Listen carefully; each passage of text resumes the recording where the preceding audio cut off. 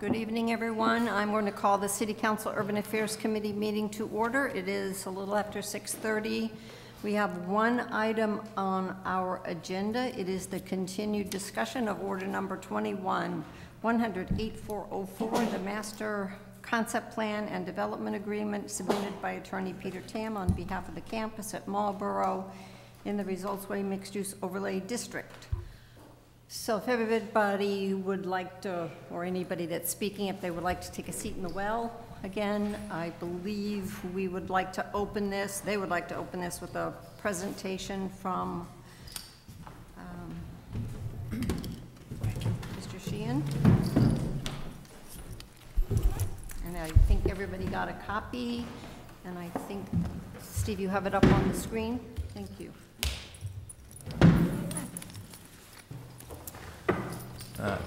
Good evening, councilors. Again, my name is Kevin Sheehan, here from Greatland, joined by Dave Gillespie from Avalon Bay, our council Peter Tam from Goulston and Storrs, and engineer Dan Ketches from VHB.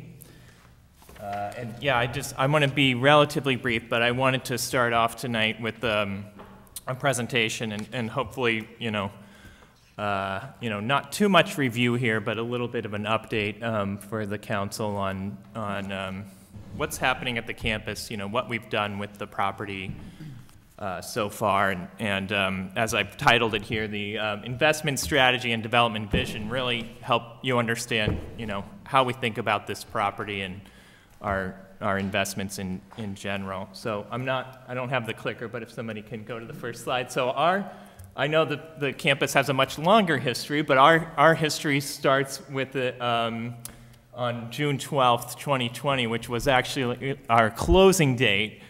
And it actually goes back a little bit before that because a real estate transaction does take some time to coalesce in terms of bidding and financing and all of that. So as you can see by the date on the slide here, there was a lot of other things going on in the world at this point in time. And I won't tell you the whole story about the acquisition process, but suffice it to say it was a really big challenge to buy a commercial office building in the middle of the pandemic when it was uncertain as to whether anybody actually needed office buildings in the future. And so, we did make a big bet on the property, and you can see it here in the pictures. It's a beautiful campus. We can't take any credit for that. That was all done, prior to our involvement.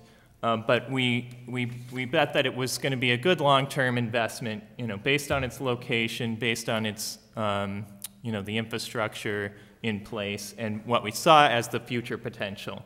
However, the immediate challenge when we acquired it was that there was a big vacancy in the building, and as you can see on the slide here, 30% of the space, 130,000 square feet, and nobody was home. Even though the remainder of the building was leased, nobody was actually using it, and as I said, it was unclear whether, beyond the pandemic, this was still going to have any value. But if you go to the next slide, we made the initial, this sort of initial investment in thinking about how are we going to get people to come back and use the buildings. And this is really our philosophy of how we think about things, and really what can we do to make these buildings an attractive place for people to come and collaborate and work. And so, not a small investment, but maybe small in the grand scheme of things. I mean, we probably spent about $50,000 on putting in new furniture, adding speakers, creating an ambiance, offering free coffee to users of the building, for a period of time, putting up the shade sails that you see in the picture, and just creating a nice environment for people to come back to. And if you keep going ahead to the next slide, we also made some initial investments in sustainability together with some things that we heard from our customers at the building. So they were really interested in installing electric vehicle charging stations, so we did that. So we, again, always thinking about how can we understand what our customers want and make this place, a better place for them, a more productive place, and a place that they want to be. And so we're trying to offer the type of things that they want. And then along came BJ's Wholesale Club, at some point after we had started making these initial investments. So, this was a lot of work to get the transaction done with BJ's. We worked on it all the rest of 2020 into the first part of this year and signed the lease in early spring of 2021. And this is what it looks like. It's 200,000 square feet. So what that means is we actually had to move tenants, other customers out of the way to create the space for BJ's. So that was kind of the first hard thing we had to do. But it came with the benefit of a 20-year commitment from a credit company who made the promise to the town or to the city to maintain 800 permanent jobs at the campus, and it was a big expense on our part, but worth it because, again, just talking about the economics of the project, we're looking at 20 years of revenue. The city's looking at 20 years of tax revenue from a long-term commitment from this customer. And so the other investments that you see pictured here on the slide are a parking garage, which was one of the requirements of BJ's, some new improvements to the entry, which you can see in the lower left, the entry to the building, and then some landscaping and patio improvements you can see in the bottom right. And this is all consistent with our vision of making this a better place. That's why we thought BJ's was a great fit for it. And we're able to make these bigger investments. I mean, this is much beyond the scale of $50,000. That parking garage is close to a $10 million investment, but we can't finance a parking garage without a major type of lease commitment like we have here, and that gave us the ability to move forward. So if you go to the next slide, this is pictures in the lower right. You can see the parking garage is currently under construction. We're underway on the foundation footings, and the precast will be installed, and the structure will arise over the next month or two. We also invested back into the cafeteria in the building. We put in a new operator, which is the Craft Food Hall, in place of the prior cafe, and this is the group that we are planning to expand in our next phase, in the phase 2 of the project. But this is open and operating now. So this brings us to where we are today, talking to you all about our vision for the future, and what we think is the initial investment that we're making here on the campus now in the next phase, which is bringing in a true mixed-use environment, which we think is going to attract our next stage of tenants. So this slide shows on the right-hand side, you can see the existing conditions at the top, and then on the lower right-hand slide, we've shared this slide before. This is our future vision for an expanded craft food hall, outward-facing restaurant that's open to the community, who's activating the property on nights and weekends. And then in the lower left was one of the images that Avalon and Dave's team have shared of the new residential units. And again, I just want to remind everybody, we've said this before, but the residential portion would be on the separate parcel across Martin Angelo Drive, which has a steeper topography and as a result is not suitable for some of the biotech buildings that we've designed, which have bigger floor plates. So if you go to the next slide, this is what we really see, we think we can create with the Craft Food Hall. So it's more than food. This is, the lower left is actually a picture of the self-serve tap system that they have at their location in Lexington, which we own. And then, you can see some of these other pictures. They typically set up these outdoor areas. These are example pictures.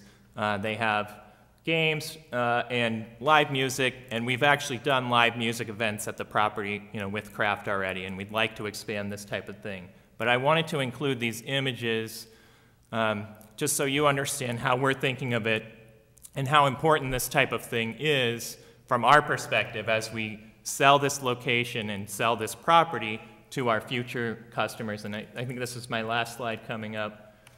The next one is, where we want to get to is this vision that we've shared with you, the plan we reviewed with you at the last meeting.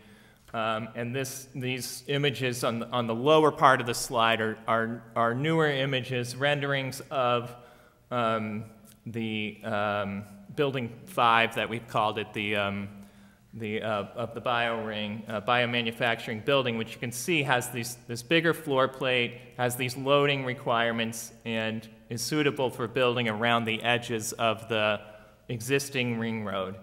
And again, a lot like the investment of, the furniture when we first bought the property, we feel like making the investment in that town square, bringing in the residential units and making this a true mixed-use campus is very important as we market this opportunity to biotech users, because it's really important to have a real place, to have real amenities to serve these customers. And so, again, this is our vision and our goals for the property. We're interested in working with the city, and we believe what this revision plan really offers is a better opportunity to attract these type of life science users, and it includes a mixed-use component, an outward-facing restaurant component that we think is going to be great for the occupants of the property, will also be a nice amenity for the surrounding community, and it includes a limited number of residential units that, again, we think are important for our overall mix of uses, important for the project to move forward, to attract these type of tenants, and are using a portion of the property that isn't really suitable for commercial development anyway. And so overall, in our view, what the plan puts before the council, again, this is just a review, a reminder, is it's a significant reduction in the overall parking spaces when compared to the prior approved master plan, and it's a major increase in the tax revenue, and we haven't focused on it a lot, but we did submit a fiscal impact study to the city council that shows future projected tax revenues from the whole project of over $5 million annually, and we've broken that down between what's attributable to the commercial component, what's attributable to the residential component, and just like to point out that each one stands on its own, and certainly the largest share of the revenues is coming from the commercial component, but we feel that the residential component is net positive as well. So that's if you want to add anything to that, Dave, or Peter, or Dan, feel free, but I just wanted to kind of start off there. And yeah, Madam Chair, I think on behalf of Kevin and the team at Greatland, we thought that Kevin wanted to make the committee and the councilors in attendance, as well as the public, aware of that context based on the questions that arose at our last session. We also want to be responsive to questions as we go through the development agreement, recognizing, I think, that we had a substantive discussion about the master plan, which is on the screen, at our last session, and I think addressed, at least in our opinion, those comments that we heard from committee members as well as councilors. And we're prepared to delve into the development agreement as sort of part 2 of this discussion this evening, including any questions relating to specific mitigation, phasing, and additional commitments if there are questions.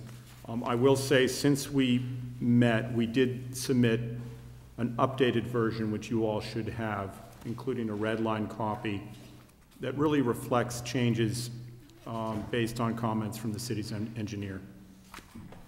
There was one other item that we noted, and that was to clarify Greatland's commitment to providing for open space accessible to the public on site in the course of the site plan process. All right, so if everybody is agreeable, we can begin with the new development agreement that did incorporate, I believe everybody got copies of both a clean version and a red line version. For me, looking at the red line is always easier to see, although it's blue, not red. Just to be able to compare the comments that were made from the engineer to see where they fit into this new draft. So we'll just begin at the beginning with the recital information, which is just basically a description of the property that talks about what has happened so far. It delineates some of the current sewer connection permit, the current site plan on page 1. So page 2, the second whereas, there is a change in the language talking about the parking garage, where the language is added, which is currently under construction. So I'm curious if we should also amend then what's in parentheses, such parking facility once completed, rather than once constructed, since you indicate it's already started construction. Does that make sense? Yeah, good comment. That really is the existing improvements that were considered under an original site plan. We get down to the whereas it has the Exhibit B underlined. It has a September 16th date. That should be amended to have the 10/25 date, which is the most recent concept plan that you gave us. I believe that's the date that's on this one.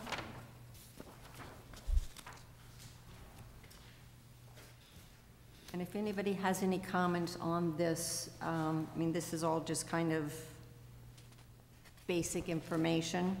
It's not until we get to page 3 where we get into the meat of this. Section 1, site plan approval. Really just talks about the approval of each component of the project by the City Council under the regulations of the overlay district shall supersede the existing site plan approval, which shall then no longer govern the existing improvements. So although it's discussed in the beginning of this, what will actually impact going forward will be each individual site plan. Section 102 is third-party consultants, which gives us the right to have people hired. 103 is the project phasing, which I think we can probably, if committee members want to get into this now, maybe further discuss the mayor's letter and any concerns from committee members. The mayor had recommended, and the solicitor had given language where no occupancy permit would be, no occupancy for a residential dwelling unit shall issue unless the owner has reached substantial completion of construction of buildings for any of the following uses in a ratio of 1,000 square feet per residential unit, the BioRing Building 5, which actually is a 120,000 square foot building, or the other office, biomanufacturing, research and development, and or retail and restaurant uses. I personally am not in favor of inserting this, but I will leave it up to anybody else. I think, as I indicated the last time, this committee approved the overlay district, allowing housing by right, allowing the other buildings to be built, understanding that in anybody's case, in any building, that the economy is going to indicate what's built when and how much more they can build. So they have indicated in this that their plan is to submit a site plan for the BioRing 5 building and, if they can, the residential unit, the residential, depending on what we do, will either come sooner or will come after the first of the year if the moratorium is actually approved. But the plan is to do that bio ring 5, and then I would assume wait to see what happens. But that means that the language of the mayor, the bio ring 5 building really does cover what he's looking for. Madam Chair? Yes, Councilor Navin. Thank you, Madam Chair. Just a quick clarification, Jane. Can you say a little bit more about the bio ring 5, what is thought to be coming with that? Just because it is an update, right, from in addition to the housing. I just want to get a little bit more clarity on what that building is kind of envisioned for, just so people watching at home can kind of have a better understanding. All right, so we've talked a lot about the housing. We understand what that's going to look like, and we're just in relation to the plan that we have just kind of looked at. It's up there. It's up. We can just We've look got at it. Whoever wants to answer, if you Like can. us to yeah. respond? I can give a very brief overview. So on this plan, this is showing the existing buildings, which are in gray in the center. And if you can read them, they are labeled as buildings 1, 2, 3, and 4. And BioRing Building 5 is what we anticipate as the next phase of the commercial development on the campus. It's the building on the far right-hand side of the screen on the plan. It's, as Councilor Roby said, 120,000 square foot building with new ring road, addition to the ring road, providing access to loading in the back, and a front door on the existing ring road where you can see sort of that circular drop-off area on the plan. And so if you back up into the presentation, we actually have some renderings to give you a sense of the massing of the building here. Yep. So it's in this perspective view on the upper right-hand side, it's the first building in the foreground of that rendering is Building 5. And then the more sort of high-resolution renderings along the bottom are views of it from either direction. So you can see, you know, the service and loading area on the left in the back, and the parking and access, and then you can see the front door in the rendering on the lower right. Okay. And to be clear, so this now would be built at the same time as the housing, is what you're proposing? Is that accurate, or did I misstate that based on what this says in 1.03? The filing for site plan would be concurrent, Concurrent. not necessarily the construction. We're still depending on market conditions. That's right. And that's consistent with, we took as a template the Atlantic Development Agreement, which this is actually has greater specificity in terms of planned phasing than that one from 2013. Yep. But there was a recognition there, as it was approved by the council at the time, that phasing is ultimately dependent on market conditions. Right. And that remains my concern. Not that, I mean, I've said it before, right? I love this entire project. I don't want to see the entire project get built. I am concerned that, you know, we go forward with the housing and then we don't see some of these buildings that will help entice people. And I get that it's kind of a carrot or a stick. That remains my concern with this, but that's all I'll hold for now. Thank you for that explanation. Appreciate it. Councilor Landers? I know where, you know, some of us think, you know, that we move forward on the housing without moving parallel, you know, with the commercial and the building part. I guess I'm of the school that if you have housing, start on that could be the final reason why someone might come in there and, you know, build part of that ring, that 5. Somewhere along the line, I feel that a project of this magnitude, and that's why I don't think the housing market's going to be a problem for you guys. But I think of something this big, that there are going to be people that are going to work there, and I mean upper level of executives, not CEOs, but up there, that they're going to be looking for good housing. And we know Avalon does a good job. I've watched all their projects being built, in Marlborough.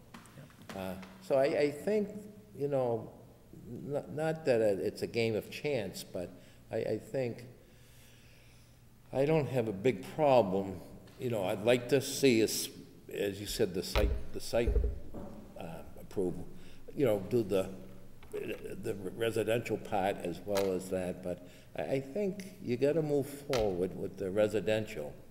And then I think if by then, I think the commercial, the, whatever you wanna call it, will fall in. So I'm not gonna let that hold me back, moving forward on this project. As Councilor Nathan mentioned, you know, this is a heck of a project. Except I was out there today and they were excavating my parking place. I couldn't see the work on the garage, but that garage that's quite a construction site. That's going to be, but I don't know if they were digging something across there, but I had to go all the way around. But I mean, so I'm not too concerned, Madam Chair, about, you know, the residential part. You know, might be a half a point ahead of the other part, because I really believe something like this will fall, unless the whole market falls apart out there, you know? So that's how I feel on that. Councilor, may I make a Anybody on comment? this side with questions, concerns? Councilor Doucette? Thank you very much, Madam Chair. I just have one comment about it. I agree, this is, the vision is astounding, so, you know, it's really a very interesting approach, and setting up a community of independent businesses and a common ground and area, space like that. But I think that there's also the opportunity for the people who work in close proximity to this area, you know, the apartments or whatever. They don't necessarily need a car. They're close enough. They may need a bike, you know, and, okay, you're laughing. But Those are hills out there. You need an well, that's electric why you bike. get an electric bike, Counselor. But in any case, if you made sure that all the roads up there are bicycle friendly, okay, I think it helps build up the, you know, the opportunity for people thinking, oh yeah, I could actually work there and quick in and out. So having firsthand experience and getting grief from the counselor at the far You'd end. have to have it on an application to get a job there. Do you ride a bike? No, I it's only pretty know obvious. two people in this room that do. But just something to consider. Thank you. So would I understand that everybody is okay with the language as written, where there's no guarantees of any kind? I think with the statement that the mayor wanted, even if they built the residential, they wouldn't be able to get the occupancy permit until the Bio-Ring 5 was also built and completed. The language as stated is that they envision that the permitting would happen in 1 year of the signing of this development agreement. Everybody's okay? Councilor Dumas? I'm not on the committee, so I'm just waiting for other people that can speak. So, thank you. So this is the meat and the potatoes of where I am actually the most disappointed when it comes to the phasing portion. When this was before us regarding the overlay district, I was not thrilled with the housing, and to have that come first, or at least in phase 1, is very concerning. You dangled quite a bit of buildings in front of us, and then to only offer one in the phasing program, in your phasing. I understand that you're concerned with the market and all that, but I see there's 4 very well-dressed, intelligent men in front of us. I'm sure you did your research. At least I would hope so. In the business field, owning a business, you understand trends in market research, and I would hope that you did your research. Otherwise, this wouldn't be before us. So to only give us a small little piece of the carrot and you get the residential, which is something that I did not want, is very concerning for me. I know this is still in urban affairs. I'm not in urban affairs, but the way this direction is going, I would like to see more of a timeline of what the building phase looks like, only because that is part of the tax bracket that will be beneficial to the constituents here in the residents of Marlborough. So when you're offering this big piece of a pie as a whole initially, and then only offering this, I don't know when that rest of the piece is going to come. And that's what concerns me. And I think the residents, that they look at this like, oh, this is coming, our taxes wouldn't be as high, or we can't increase the taxes because this is coming down the pipeline. And then you guys never come to the plate. I don't want to be made a liar to the constituents, say, hey, this is coming, and then you guys never deliver on that. And I don't mean this with any disrespect, you know, like, I understand, like, this is an investment for you guys, I get it, but it feels like the city of Marlborough is doing a lot more compromise than what we should be initially. Sure. So, and that's why we're here, to work out that phase plan, and I'm glad that you guys are at the table, and I'm willing to talk about that. But when you're only giving us one building, especially, this is my ward, you know, like, I have to advocate them. You're talking now more traffic, you're talking about the sewer lines, things like that. Like, I have to advocate for that. So I want to make sure that the taxes are coming in for the constituents here. Yeah. Thank you. And I guess if I can respond, and then maybe Mr. Sheehan would also want to, I would remind the council that there is an existing site plan for this that has been on the books for a number of years with nothing done by the prior owners. The new owners have already started. They've gotten BJ's to come in. They're working on the garage, and they have made a commitment to move forward on things that have sat there for, I was trying to figure out when the first one was, 2004. And I'm not discrediting that, but when you give me this big piece and then you're not delivering on that, you didn't have to go with 8 buildings. You could have brought 4 to the plate and I would have been great. But you chose this design, not us. So I appreciate BJ's is coming. I appreciate the parking garage. I appreciate all that. You guys brought this to the, not me. So I want to know when you're going to deliver on what this is. Yeah, so I can respond, and I think Dave has some comments too, but you know, what this represents is, as it says, you know, a vision that we hope is good and exciting. It sounds like you agree. You know, this represents an upfront investment by us. I mean, we've spent a lot of time with you all on it. We've spent a lot of time with Dan and the rest of our design team to develop it. We have, you know, marketing materials so that we can pitch this to our next user. So, you know, I would compare what we're doing now to, you know, in a very simple way, what we did with the furniture when we first bought the property. We didn't go out and build a parking garage in the hopes that a BJ's would show up.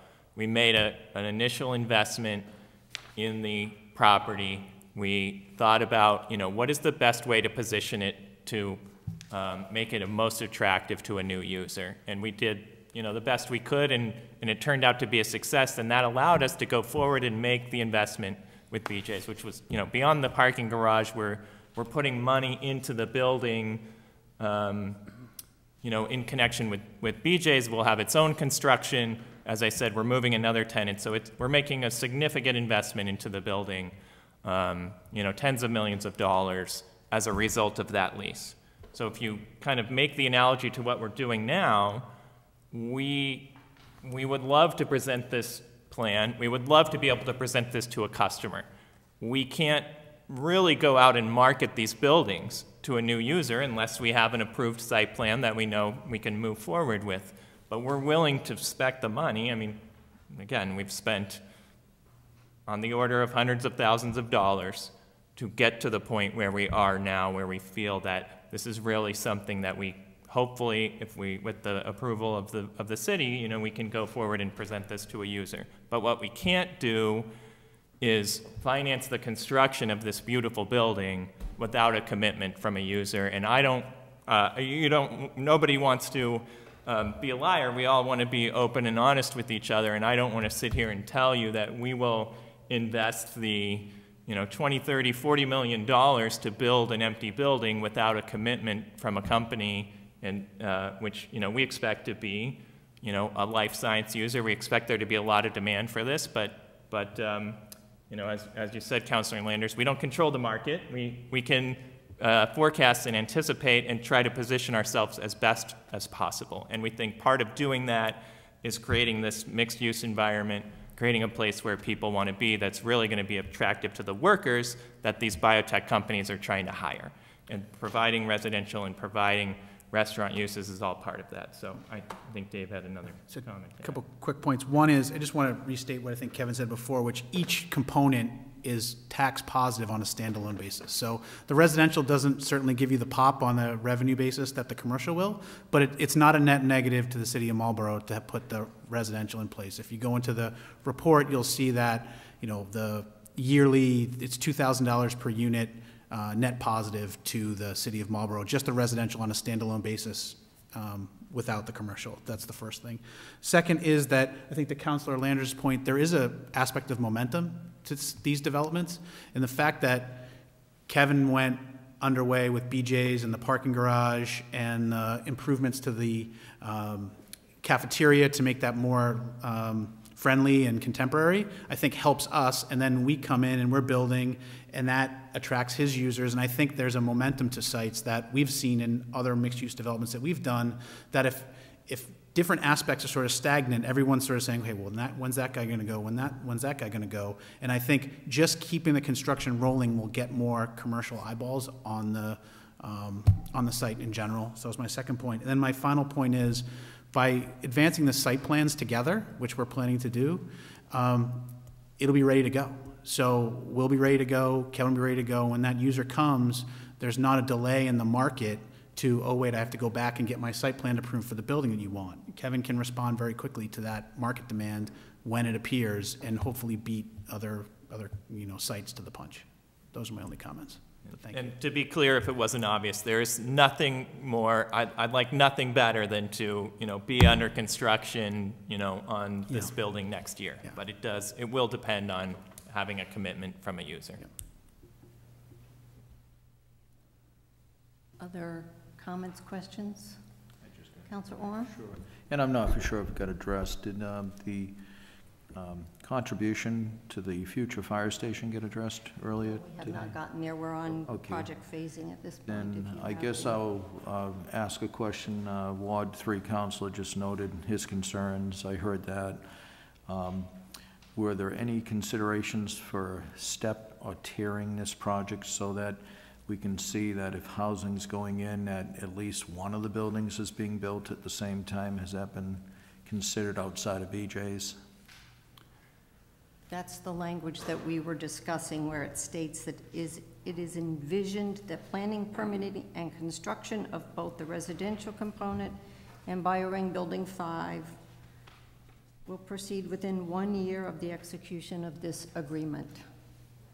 So is that a shall or may?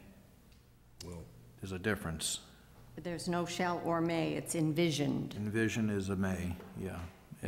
I would ask that we respect the ward councilor to consider tiering this project with the various buildings and the housing that's being presented as a shall versus a may.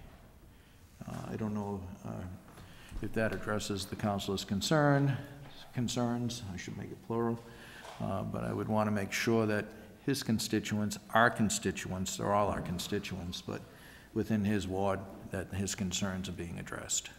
Well, Councilor Orm, you walked in kind of in the middle of the discussion, so I had read the proposed language from the mayor. None of the committee members on Urban Affairs wanted to insert that language. I think it is really just Councilor Dumas questioning, which is an understandable concern, but I guess I have to look back at the original Results Way mixed-use overlay development on the other side of Cimarano, where when that was proposed and put in as an idea, we did not mandate that one thing happened before the other, and we still don't have the retail that was promised, and we still have an empty building. So I think that the economy is affecting both of those things. There was a potential for the beautiful shiny gold building on that campus, they went to Westboro. So I know that the owner of the property is still searching, as I'm sure the owner of this property is and will be continually searching for tenants for the bio ring. And so to me, trying to mandate housing before anything, and the comments I think that I heard from Councilor Landers and others was that the housing will help incentivize someone to come into this property because they could move their family into Marlborough easily. I believe that was really how Avalon One was sold to us, that was housing for people at Quest and GE. Again, it would just be, is the applicant interested in that possibility to help get a midpoint agreement here? Madam Chair, through you to them, if I may. Madam Chair, I think I can initially respond just in terms of what the agreement says relative to Atlantic's development agreement and where we might be able to take it. And I'll welcome Kevin to share his comments as well. You're correct in that the 2013 development agreement with Atlantic, the only thing it said about phasing is that market conditions were going to dictate. And it envisioned various components proceeding within 1 year. And then it envisioned future components beginning in the next 24 to 36 months. And I think, as Kevin has pointed out, we don't intend to be misleading or misrepresent what is beyond our control. I think what we can commit to respond to your comment, more than envisioning, we can commit to submitting for site plan and going through the site plan process. So as Dave and Kevin pointed out, these components are at least shovel-ready together. But beyond that, to the chair's point, market conditions are going to dictate. These are purpose-built buildings. I don't think you can spec them in a manner here that it would be effective. And if I may, Madam Chair, respond to that. And I truly respect the market and what you're up against. We know right now housing is limited, so it seems like that's going to be the forefront of any project, your project, someone else's. At the same time, I'm excited that you're planning mixed use. I'm not against that. In fact, I think it's very convenient for traffic, for having the person live on site where they may be working. Hopefully they are living on site where they're working, less traffic. I just was curious if you've looked at other projects where phasing could, you know, you don't want to have the housing built and then it sits vacant for many years. And I don't think that will be happening because we're biotech ready. I believe I'm happy to see Marlborough as one of the lead competitors to attract biotech. So we do very generous packages to our biotech and other companies that want to move to Marlborough. So it's a group effort. But at the same time, I just was trying to think if there was some leeway. Hopefully the market will change. But realistically right now, the market's really hot for housing. It obviously is. Houses are way up in price and so forth. What I'm concerned about is what will happen in Ward 3 in respect to the notice that was made as I was walking in here, if we are going to see an empty project with just housing. And that's something I was trying to figure out what could work that would work for you and for us. Because we want to attract the industry as much as you do. You know, housing is great, and we need it, and we want it appropriate, but it draws on other services in Marlborough. So obviously, my intent is for you to draw on the biotech and the high-tech industries to get in here. So maybe there could be a break point for both of us. Thank you, Madam Chair. Councilor Wagner? Thank you, Madam Chair. I think it's important too to recognize this is a very ambitious project that's going to bring a lot to the city, and I'm reluctant to put restrictions on the project to make something that's already challenging. And if we put a lot of restrictions in place that are going to making these, there has to be some flexibility. So the housing, the more you build, I think you're right about the momentum, that as tenants move in, as it's developed, it's going to look great, the housing there is going to attract people, but one may catch on, you might get somebody, you might have to shift things because of who wants the space, and I think that this team needs that flexibility in order to make this a success, and that if we put restrictions and roadblocks in place, something that's already ambitious is going to be made that we might be setting up for failure because there's roadblocks in the place to prevent you from taking advantage of opportunities as they come in. So, I mean, I think the project is, it's going to need that flexibility. Market is interesting.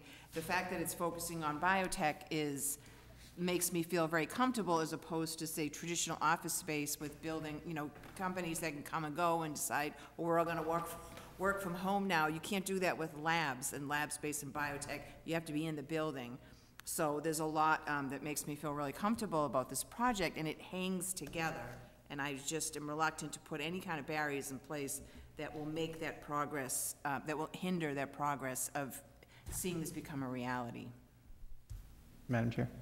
Councilor Navin. Thank you, Madam Chair. No, I mean, I agree with what Councilor Wagner just said, and I get the momentum argument, and I don't think there's a fault there, though I don't think that 100 units, on this parcel are going to be the tipping point to then all of a sudden incentivize other large companies to come here. It's just not a big enough number. I think the area already has them, and I think cumulatively it will help.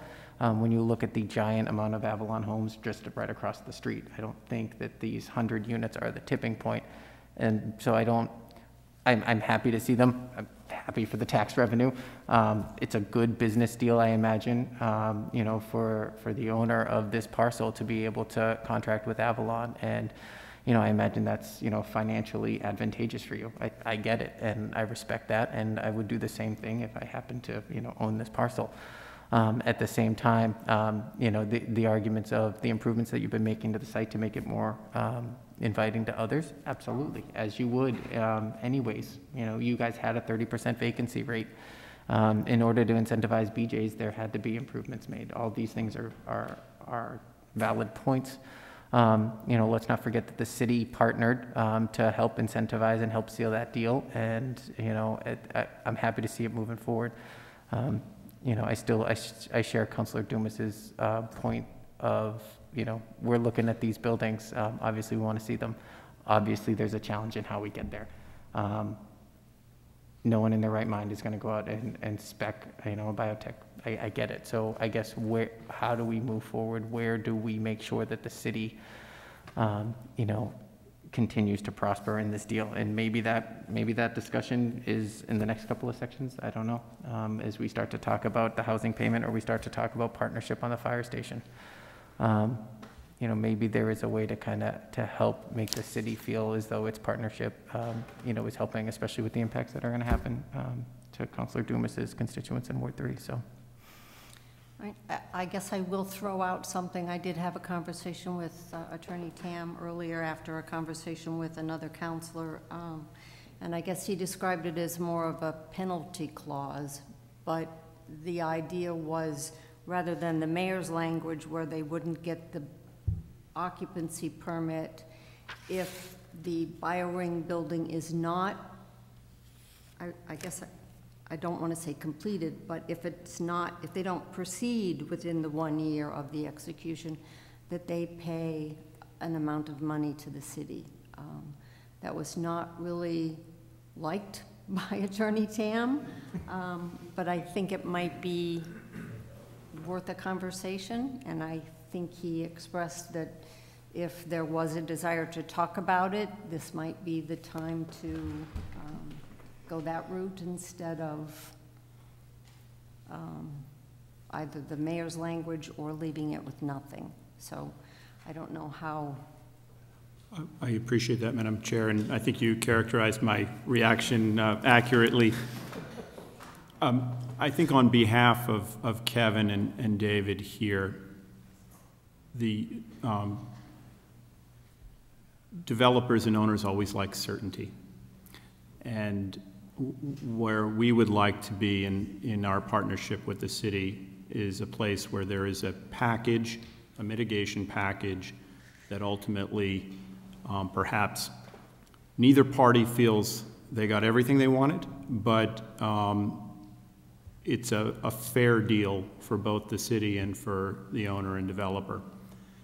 And we need to understand and fully assess what that package is. We've offered commitments, as Councilor Navin has pointed out, both with respect to a per unit payment as a contribution relative to the residential units over and above the positive fiscal impact that that project will have. And in addition, we offered, in an attempt to address, I think, a pressing need that we had heard, a contribution, a one-time contribution towards the potential development of a fire station on this side of the city. Those two payments amount to, in our offer, $325,000. And those payments can be used as the council deems appropriate. But we would like to be in a place where we have a full understanding of where the committee and the council is at, and if necessary, we can regroup and come back to you. But with respect to the investment, I don't think it does bear repeating that Kevin is here because he made the investment, and Greatland made the investment in purchasing the property. They're not under option.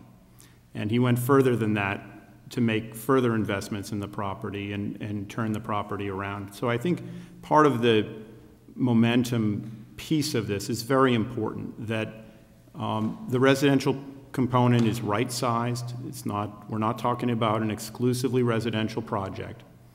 And in fact, the residential component is a very small piece of what is an ambitious master plan. But the reason why we're before you is twofold. The council has to approve both the master concept plan, which is a phased plan necessarily, and the development agreement, which is really the mitigation for that master concept plan. And we've given you everything we can to help you assess the merits of that plan, including a fiscal impact report. Obviously, the zoning's in place, but we're carrying out a plan, Kevin's carrying out a plan, which has been stalled for over 15 years. So, from my point of view, this is really a self-policing issue that we're concerned with. That none of this would happen but for Greatland's investment and their commitment to the city. So we're fully prepared to negotiate a fair deal in terms of mitigation. But creating some sort of penalty for what may or may not transpire 3 years from now, it just doesn't seem that productive at this stage. But we're open to any and all comments from the committee and the council. All right, Councilor Landers? Madam Chair, I could never support some type of penalty. It's so negative, and this project shouldn't have any negative situations with her. I mean, I just couldn't even consider something like that. Thank you. Councilor Navin? I agree. That does have a negative connotation. Perhaps we could call it an incentive to finish that building, and it could be an incentive to get there. And if you get there, well, it's cheaper for that payment. Just let's turn it around. I don't know. I think it's worth a conversation, and I agree. It's not. We don't want the reputation that we're holding people hostage, for lack of a better term, to complete a development. At the same time, I think we do want a reputation that we're making sure that our residents, get the community that they're looking for, the community that they deserve. And so if that comes, and if that says, we don't want to go that way because we don't want to make you guys do that and feel like you're getting out of it, then perhaps it does, necessitate a conversation, for your team to find out what a package looks like. that comes for a win for you and a win for us, right? I think that's right. You know, if you, generally speaking in government, if you make a decision and everybody's a little upset, well, you probably got it just right. So, you know, what does that look like? I'm interested in the conversation about an incentive, but I'm open to a conversation about other benefits for us. And I see Councilor Ossing had his hand up. Thank you, Madam Chair. I think where we are right now, it would be appropriate to just set the phasing portion aside, get on with the rest of it, see where everybody else is, because the applicant wants to know what their exposure is. So if the committee can feel that they've got some sense that the other mitigations or the rest of the agreement is sufficient, then I think it puts the applicant in a better position to know, because now we're saying, hey, we may or may not know what this something incentive or whatever you want to call it might be, but they don't know if we agree with what the rest of the plan is. So since there seems to be that holdup, why don't we set that aside for the moment? We'll come back to the phasing portion, move on with the rest of the development agreement, see where we reach. We kind of know what number people looking at, and then we can come back to that. Just a thought. Thank you. My thoughts exactly. That was what I was going to suggest, that we continue on and come back to this. Councilor Doucette, does that work for you? Well, that'd be fine. I'd just like to make a couple of comments that we can address by the next meeting. First is Article 2, Section 202, Transportation. I would believe somewhere in that section would be where there'd be a reference for bicycle lanes, just as for reference. What would go? Huh? Reference for bicycle lanes. Oh, you're jumping way ahead. Is that electric or non-electric? Okay, I wasn't sure if you were, We will go through all of this. That's the Okay. idea of Okay. holding on 103. We'll move ahead to the next section, which is new language to this, and was kind of part of the discussion that we had with the concept plan that talks about the sewer connection permit that we have continued as a council from the very beginning, kind of will go away. Upon issuance of the site plan approval for each project, the sewer connection permit shall be allowed to lapse. So I appreciate your willingness to put that in there. I think the city engineer, he is here, would also appreciates that. And I don't know, I think we had a conversation at the last meeting, I'm trying to remember, about the impact of that sewer connections and what that means. It will be significant investment on the developer when that comes to fruition, when you get to the actual building permit for that bio-ring building. Councilor Landon? I concur with doing away with the sewerage deal there. Except my committee worked on that very hard for about the last 9 years. Every 3 years, we made sure we come up with beating the deadline of extending that. But I think on the recommendation of the city engineer, I think it's fine to let that go away and just allow it to lapse. All right, so the next piece is getting into the required mitigation. Article 2, Section 201 is housing.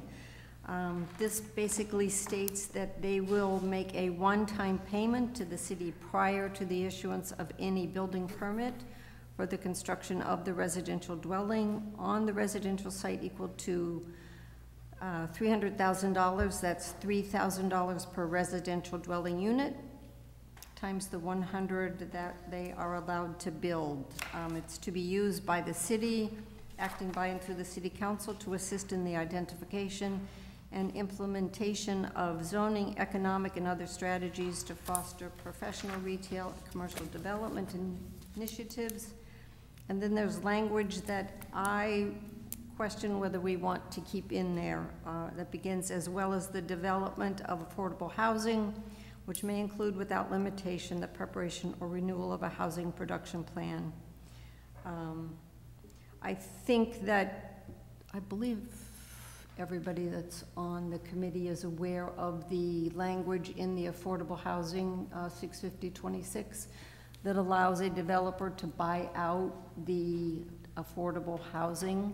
It does not affect this particular site because it's site plan, it's not a special permit. and so the language doesn't carry. But the idea was that a developer could give us $50,000 per unit to buy out affordable housing. So we have an amount of money set aside that we're never, ever going to match, just making the developers have affordable housing. So I'm not sure that we would ever use $300,000 for affordable housing, so why even have it in there? Just leave the rest of it that we can do. I think my idea is this would be money that we could have for a fire station to go along with the public safety, money that's very clearly for the fire station, or if we decide that we want to do something else, we can, but I think the rest of it allows us, and I did go back and look, there's language in a couple of other special permits where it specifically says that the payments are payable to a fund or funds designated by the city council prior to submission of each payment. So I think we need to add that onto the end of this sentence. Both the housing and the fire safety has a fund designated, but I guess I'll just kind of see what anybody else feels. I know it says housing there, but to me, we're not going to build housing with $300,000. And unless we want as a council at some point for the future to change the zoning, which I think might not be a bad idea, to add the language that it's special permit and site plan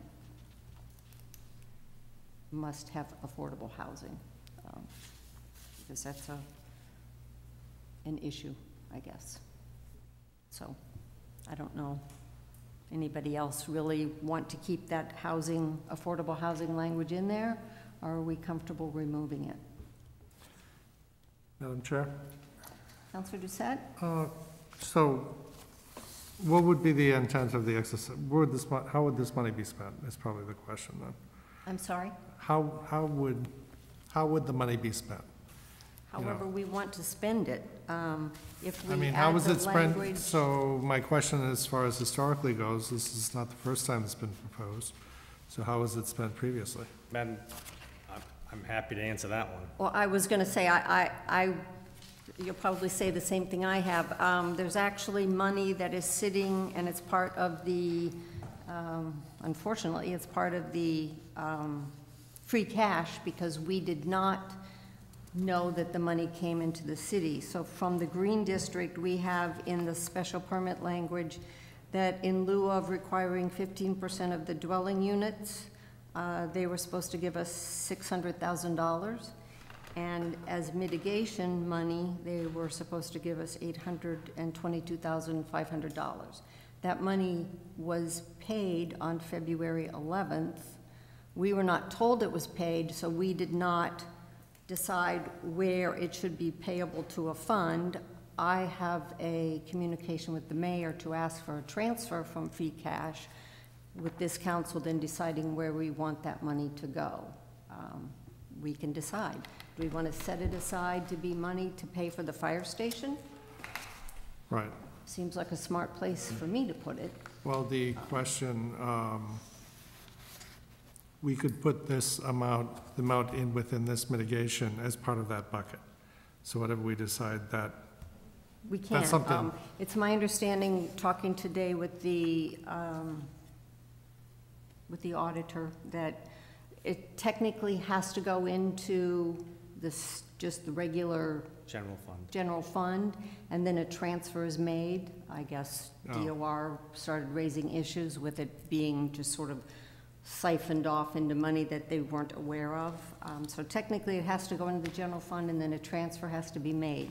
We can put the language in here that it is the fund and leave it vague, as was stated in here, payable to a fund or funds designated by the council, so that as soon as we know the money's there, we can make the vote to transfer it out.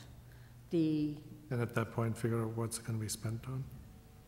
And then just as a caution, it's 6 votes to remove it from the general fund it's 8 votes to then remove it from the special account that it's put into. So if at some point we say, oh, we don't really want a fire station, so we're not going to take that money out, it sits there.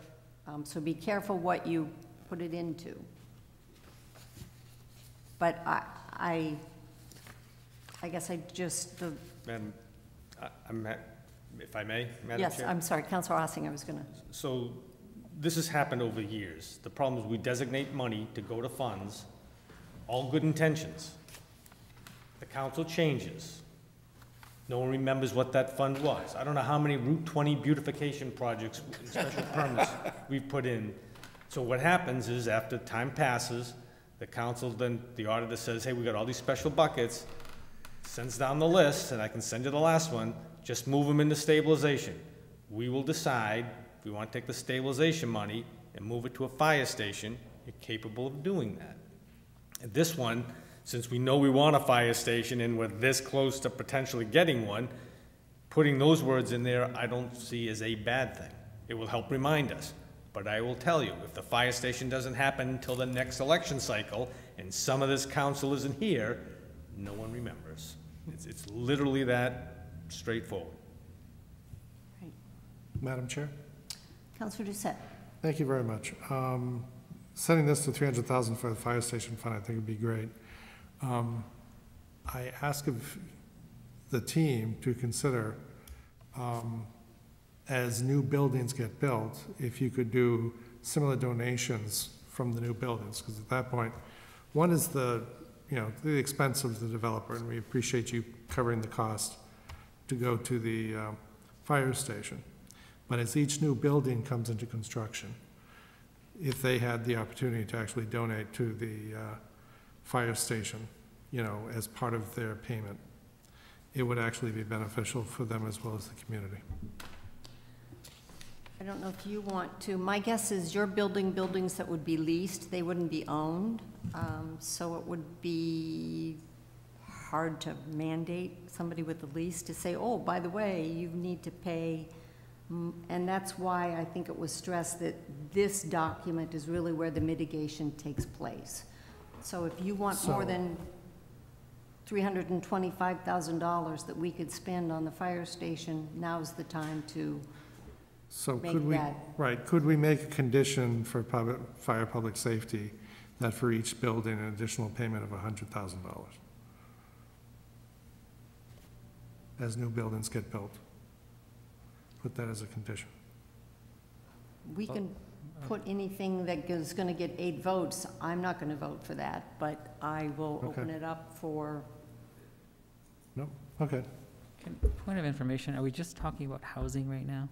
Well, that's what I know it's it kind of goes grouped under, I get because it, I but think they took this from the existing results way where they in Right. fact did have this language No, in there. And I understand. I just want to make sure that, can we go back to the verbiage regarding affordable housing or not before we jump into something else? Yes. I'm okay, again, not on urban affairs, but I'm okay with getting rid of affordable housing and putting it to the fire station. I'm fine with that. I just need other people from urban affairs before we move on to something else and that gets lost in translation. I just kind of want to know what we're talking about before we jump into something else. Well, are we better off removing the word housing that follows section 201 to have it something more? Madam Chair, if I could, and again, councilors speak up if you disagree. The intent here, as was with the Green Project, the funds would be going to a fire station on the west side of the city, as designated by the council. So the simplest way is that payment would be sent to the city to a fund designated by the council, preferably, whatever the nice language is, the west side fire station. All right, because that would remind people at the time when they look at this, when this money comes in, where do we think it's going to go? It should be that simple and not, I mean, God bless you, Peter, but all the other stuff, I think we're smart. You gotta just get rid of that. Just make it simple. It addresses the ward council's concern that, will that money go there? And I think I've heard from the rest of the councils, that's what they're interested in funding at this point. Put it to the fire station. Madam Chair, if I may. Yes, Mr. Tam. So there are two separate payments. There's the $300,000 that is associated with the residential units, as you had pointed out. In section 2.03, there's the separate commitment of $25,000 that would be paid effectively upon the finalization of this agreement. And that is specifically, to Councilor Ossian's point, it's specified that it's intended, it may be used to further the planning, acquisition, design, or construction of a new fire station on the city's west side, or for other public safety measures. It doesn't obligate the funds to be used in that way. We could, if it's the will of the committee, essentially delete section 2.01 and merge it into 2.03, which is captioned fire/public safety. And there would be two payments made. One would be the upfront, $25,000, and the second would be the $300,000 that would be keyed to the residential development. But its payment would be associated with a requirement that it be paid prior to the issuance of a building permit for the residential development, but it could be associated with the fire public safety. Councilor Wagner? I would support actually keeping them separate and simplifying. I agree with what Councilor Ossing's saying. Simplify, keep it housing because it's tied to the building permit. I think it should be separate. Keep it simple, that it goes to a fund determined by City Council, preferably to the fire station. Keeps it manageable and simple, and then keep the fire safety item 2.03 as it says, because that's separate. 5 days within full execution, the $25,000. I think it keeps it clean and not confused. All right, because currently it is a one-time payment prior to the issuance of the building permit. That's not going to happen for a while. Where the $25,000 is within 5 days of us all signing off on the development agreement. Right. And I agree, I guess it's just, there's a lot of verbiage in housing that I don't think we need. Right. So if there's a way to condense it, to get rid of the part that it would be used for affordable housing, because it's clear that that's not what we're gonna use it for. We've never used any mitigation money for affordable housing. And just make it clean, that it's there because of the building permit, and then it would be used for whatever the council decides. So maybe Attorney Tam, if you look at that and kind of We can do that. delete what We'll doesn't need to be there. simplify it. Okay, so then we're at section 202, which is transportation. Within this, they talk about Exhibit C, which is in the document. Exhibit C does talk about $40,000 that is being paid as mitigation at a specific point in time.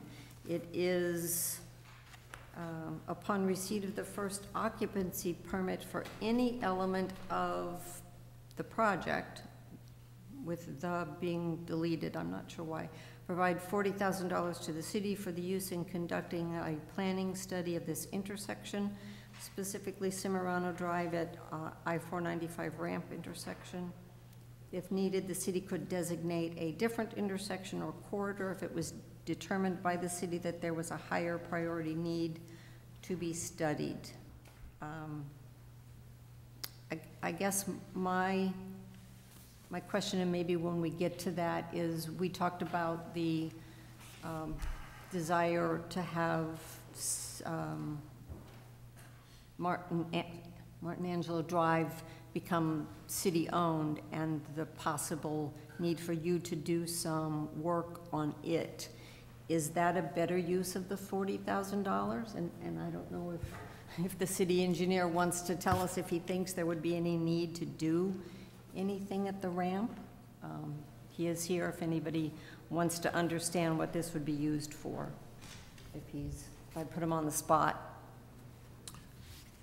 Madam Chair, this was an obligation that we inherited from the prior transportation mitigation, which was this thoughtful program. So this this exhibit has been updated to reflect current conditions, and that payment obligation remains. So we think it's flexible enough that the city can use those funds as it sees fit for transportation improvements. To your question about improvements along the front door at Cimarano, I believe the city engineer's comments were really related to the potential dedication and acceptance of that route as a potential public way, because it's currently a private way. Right. So there's subsequent language that we've updated in the development agreement that essentially allows the parties to assess the conditions out there in the course of the development. And if the developer, if conditions warrant improvements, those improvements be identified to the owner. If the owner sees fit to proceed with those improvements, then the parties would proceed to the acceptance. Otherwise, it remains a private way. Okay. So it's not as if there's actual needs for improvements, but if it is to be deemed a public way, city engineer identified that there may be an assessment that's necessary. All right. So is everybody okay with that language, and the city engineer is okay with getting money to do what he wants? All right, that gets us to the fire public safety language, section 203. So within 5 days of the full execution of this agreement, and I had suggested that we add in the word development because I wasn't sure what that meant. Does it mean completion of the concept plan, or is it literally the vote of the council and the signing of this document? And it is the latter. So if we clarify execution of this development agreement, I think we'll all be clear on what that 5 days period is. Anyway, it's the owner shall contribute $25,000 to the city, in parentheses, is a public safety contribution. Public safety contribution may be used by the city to further the planning, acquisition, design, and/or construction of a new fire station on the city's west side, or for other public safety measures. So as was. I do still think that there needs to be that language that I had read, where it would be the funds shall be payable, or the $25,000 shall be payable to a fund or funds designated by the city council prior to submission of the payment, so that we can be reminded that we actually need to vote on exactly where it goes, even though we still forget, or we're not told. That's what we have to change, that we get. Yes, I had a conversation about that too, so hopefully we can, between the mayor and the auditor, and we can all be on the same page. Okay, so anybody want to talk about that public fire safety? Councilor Orem? Yes, as I posed at the last meeting, the question on the 25,000 is, in my belief, not going to be too much of a helping in the matter, put it that way.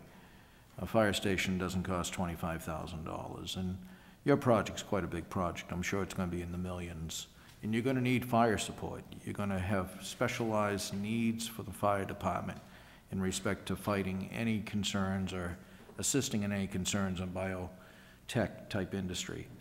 With that, I did ask that you come back and consider increasing that, and I've heard one councilor mention another 100,000 per building. I think that's fair, to be honest with you. I think when you look at the cost of a fire department, I think that's very fair. I don't know if you've made a decision yet on what you could do to improve this mitigation step. I saw Councilor Dumas's hand first, so I think we'll thank wait you. to let them respond until we have more Okay, sure. comments. Thank you, Madam Chair. I'd like to put that back onto you guys on how did we come up with the figure of 25,000? Because if we go to the housing, you equate every house as $3,000. But now, and I'm guessing based upon square footage, and now the bio-ring buildings take up a lot of square footage. So if you want to equate it to that, I'm just curious as how 25,000 in your mind evolved. I think we'll get a better understanding of how that number came up to be on your end, and then we can move the full conversation forward. Start on the housing, I can start on the housing piece if you want. Sure. Yeah, sure. On the housing piece, the zoning specifically talks for a housing payment per unit. And we, in the phase 2 across the street, we paid $3,000 per unit. So we proposed that we would duplicate that. I'll let Kevin speak to the other number. Yeah, and on, to answer the second question, the $25,000 related to the fire station, it's a need that we specifically heard about. We know it doesn't build the fire station, but we felt it was at least a indication that we heard the comments from the council, and is an amount that could help depending on what phase of study and planning it's at. Could definitely help with the planning and some of the upfront costs associated with the development process.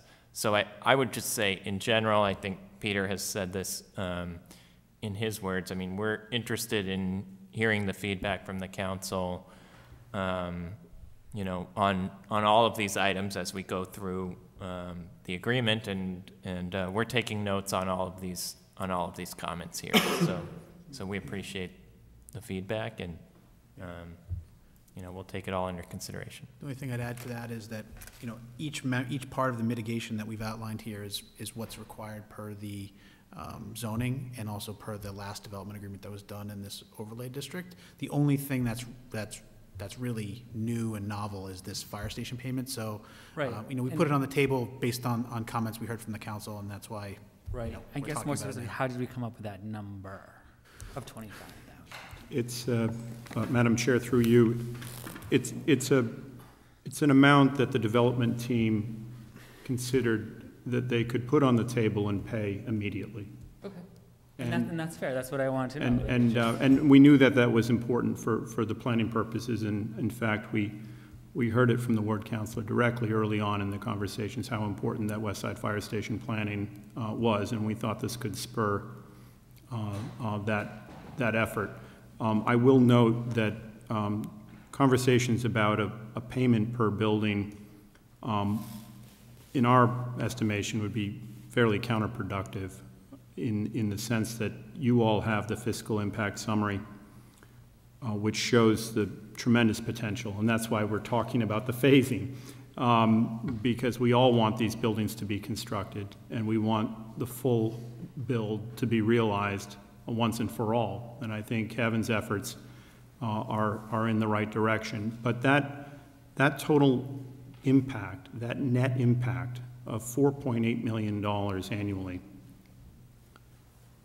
takes into account the fire safety costs associated with supporting this. The actual revenues are north of $5 million on an annual basis from full build. So this payment of $25,000, if you add it to the $300,000 that we were talking about, which is generated by the housing payment, and combine that further with the $40,000 that the council is free to dedicate to this effort, we're already up to $365,000 that could be allocated towards the fire station at this stage. Just point of information, the 4.8 would be the taxes for all the bio rings if completed, correct? Right. So there's no guaranteed with that. I think Peter's point, though, was in response to I just want clarification on that. That is, yes, the potential is there, only if they're built. Thank you. But they won't need the fire station if they're not built, so. Say it again? They won't need to use the fire department if they're not built.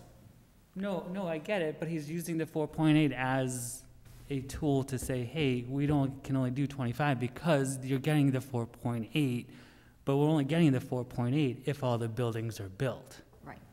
Madam Chair, if I may, just on my question, I was happy actually with the response that you'll come back.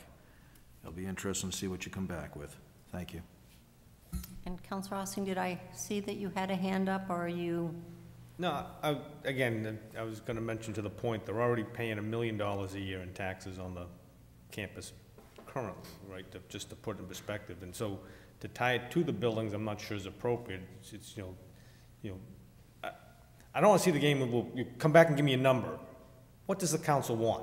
All right, I mean, because this, come back and give me a number. I'm going to sit here 2 weeks from now and say, well, we didn't really like that number. Come back with another number. I mean, are we going to work on this or are we not? Right? I mean, let's be upfront. What do you think's a fair number, and present it to them. They'll tell you if it's good or bad. But don't play this. Well, come back and give us something. Again, do you want the project or don't you want the project? And Madam Chair, if I may, they're the ones that offered that, Councilor Ossing, not I. They offered to come back. If you want a number, what number do you want, Councilor? What's the cost of the fire station? $10 million. Okay, then we're looking at a multi-million-dollar project that I feel $365,000 is minimal for a project of this size. So I'm going to put it in perspective. The project that's got 425 units paid $1.4 million. This only has 100. Yep. All right, There so you just go. put it in context. Yes, I agree. Right. So come up with a number, Councilor Oram. Put your We'll work stuff on and that. come say what you want. I'm glad you just noted that number, because that's very important in the discussion. Thank you. Madam Chair, Yes, Councilor Landers. I'm a little concerned. You know, they're not going to be tax exempt for the next 20 or 30 years. You know, so I'm not sure why we're, discussing mitigation money, $300,000, $350,000. I always think, I've been on this city council long enough. It's a nice offer that they make, and sometimes it does make a deal. But you're right, they're going to be paying taxes. They're paying $1 million right now on what, 120 acres of land. Maybe one building there. So I hate to see us get bogged down over between 25,000 and 50,000. So they're gonna, don't worry, they're gonna pay their share over the years. So, Madam Chair. Madam Chair, I'll point out that across the street, the development agreement there was not even near this kind of money. Yeah, and I'm looking at there's nothing about fire station safety. There's no money for the fire station. It was That's all correct. for, they have $1,000 versus the $3,000 for the residential piece. And they did street construction on Cimarano, but there was nothing for the fire station. And that fire station's been out there as an idea for a long time, and we seem to pick and choose who we want to say, oh, you've got to pay mitigation for the fire station, but then you don't have to. We know as a city, if we want it, we've got to figure out how we're going to pay for it, and I don't think it's fair to all of a sudden start making a developer that wants to increase their property be the one that we stick it to. Councilor Dumas. I respect that, honestly, and I'm not trying to take blood from a stone, but being on the council for now 4 years, we've had 3 projects that we approved and they have not gone through. We've also had 3 other projects that were denied. So I'm looking at the local receipts, as President Ossing always says, and that's concerned me that they're not coming in, and now we have a phase plan that's not true a phase plan regarding the building, so I just want some assurance. And again, I obviously would like another more money than 25,000, but again, I'm not, even if it's 100,000, like it doesn't matter to me, but like there's a lot of things that are not, there's no guarantee. And this is the only thing that can be guaranteed. So that's where I'm coming from, especially when there's other projects that are not coming through in the city, and we have to pay for the fire station. So somehow, some way, and unfortunately it's just timing, but you see the investment in Marlborough just as much as we do, and I'm more than willing, I'm not trying to be bad cop here at all, by any means, but what I do want is what's fair, and to me, I know that the residential is gonna go in. That I have no doubt. That's going to go, as soon as we approve it, the trees are going to come down. We all need housing. But as far as the other commercial, that's what concerns me. And if I can guarantee some money coming in, that's what I want. So if $25,000 is that's what you guys can do, I'm okay with a payment of like another 25 in 3 years, or another 25 in another 3 years, and stagger. I contribute to the library, and it's a payment plan over the next 5 years. It's like a car payment, but I'm happy to do it because I'm supporting the library, because that's for the community. So it doesn't, for me, the 5 days, that doesn't matter to me. It's you're here for long term, as am I, so I'm not going anywhere. So even that wording can be fluctuated. Again, it's just something for you guys to think about. Again, I'm not trying to be unreasonable. It's the only guarantee that I can get from you, and I want to make sure it's a decent number. Thank you. Councilor Dumas? Councilor Doucette. Thank you very much, Madam Chair. I agree with Councilor Dumas is saying. It's basically, we're trying to figure out how, we know where the fire station's going. We're trying to get the last vestiges together. Any help to this would be beneficial to the community. So, $25,000 up front, thank you, we appreciate that. As these buildings come rolling out in stages, an additional $25,000 may be a reasonable number to provide, so that as new permits for new buildings are paid, part of the permit is a $25,000 payment for public safety specifically for this. Okay, so, you got the payments are staged as you grow. That's the big advantage. Okay, it isn't something, if you did it every couple of years, you may or may not have some construction going on, and that may not, this way the payment is as you grow. So I think there's some real benefits for that with you guys, and we would appreciate the income. Thank you. I want to just remind councilors, when the applicant, and any applicant, when they apply for a building permit, they're paying a sizable chunk for that building permit. They're then paying for the sewer hookup. They're then paying for the water hookup. So there's a lot of, you say, yeah, you look at the tax end, but just to get that permit off, and that doesn't count wiring inspections, plumbing inspections, and everything else. There are a lot of fees that are associated with getting a building built. Yes, the money goes into the general fund. It doesn't go to X. But if you watch the building permit portion of our revenue stream, that works good when we approve projects. Does not work so good when we do not approve projects. All right? And again, I look at, we've said no or discouraged 3 projects so far. Projects that we approve now aren't hitting tax rolls, so probably some of us aren't on the council anymore.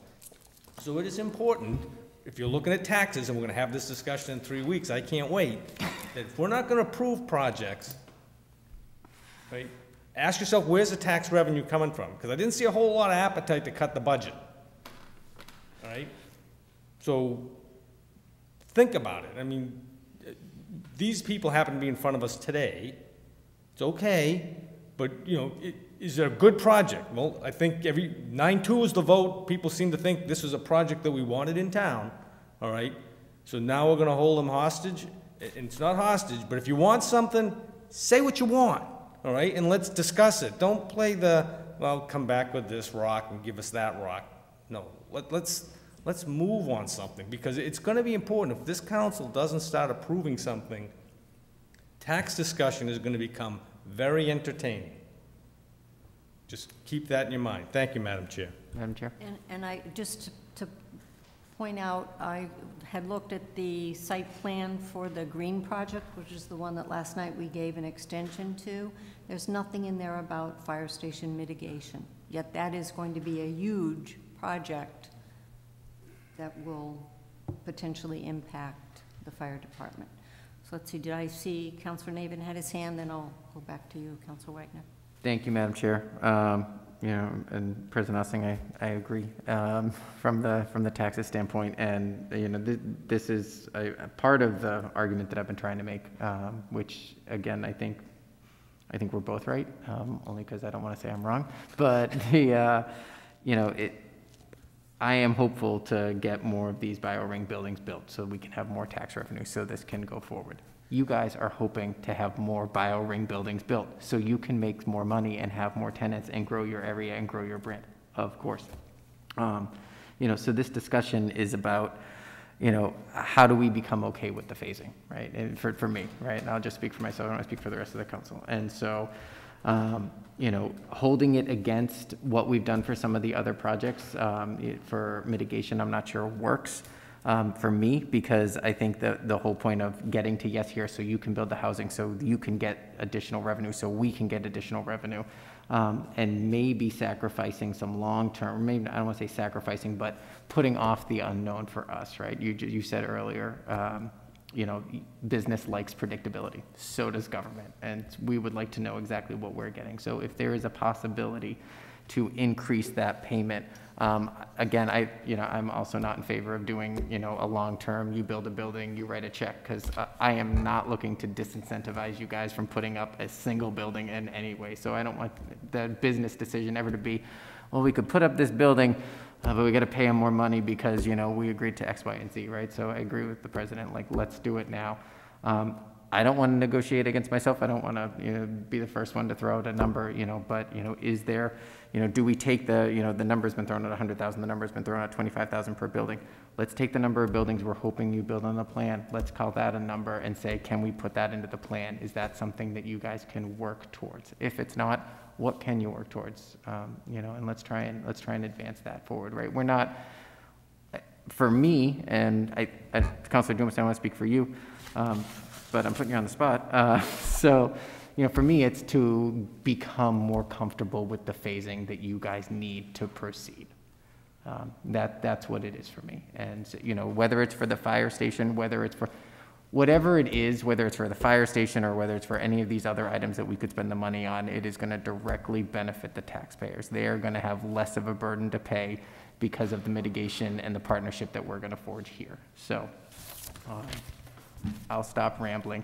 I think some number that we could put together here as of today versus in the future is going to help.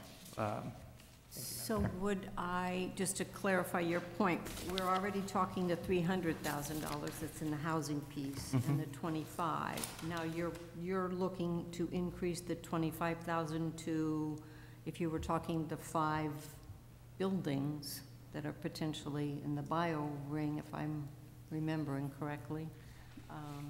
I would be open to some sort of calculation there. What I certainly wouldn't want to suggest for the developer is that if it goes into that pot of money is currently says that within 5 days of the full execution of this agreement or the vote, that you're going to have to cut a check. I think that's a bit unreasonable to the developer to say, we're going to sign this and then come with that check. I'd like the money. So whether that money comes today or whether that money comes in, you know, when the occupancy permit or when the building permit is issued, it doesn't much matter to me. The fire station is still so many years out. The debt service on the fire station is so many years out. If we can work on lowering the principal at that point, I think we've got enough time.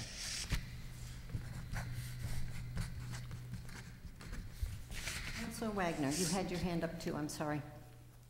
I'll just add, I think $365,000 in mitigation money is very generous, and I think the sooner we get this project going and we start collecting the larger amounts of tax revenue, I think, are we arguing about, we're talking about a $10 million fire station, we're talking about millions of dollars of revenue, this is a huge project, are we arguing, I mean, it's already 810, are we gonna argue about adding another 10,000, another 15,000? I find this, I feel this conversation is stalled.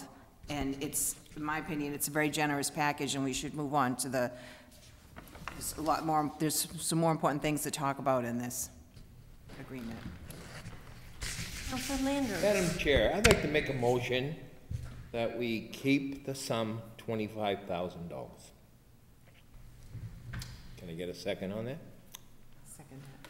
Well, we haven't really taken up each individual piece. I think it has to be. We got to bring closure to this. We're going around in circles. I would agree we do. So I think we need to, either we're okay with it and move on, or I see some conversations hot and heavy.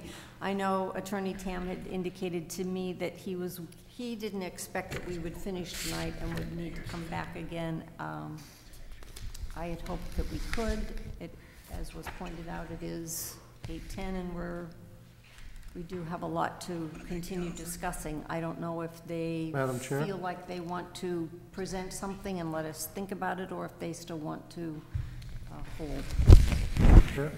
Councilor Doucette. I think we said enough here. If they're willing to come back with us at another meeting with more information on how they would address this section, I think they deserve the next draft. So why don't we can move on from there, because actually I'd like to cover something in section 2.04. All right, so I guess maybe before we do move on, I don't know if you have anything ready to, or if you would rather just continue the conversation.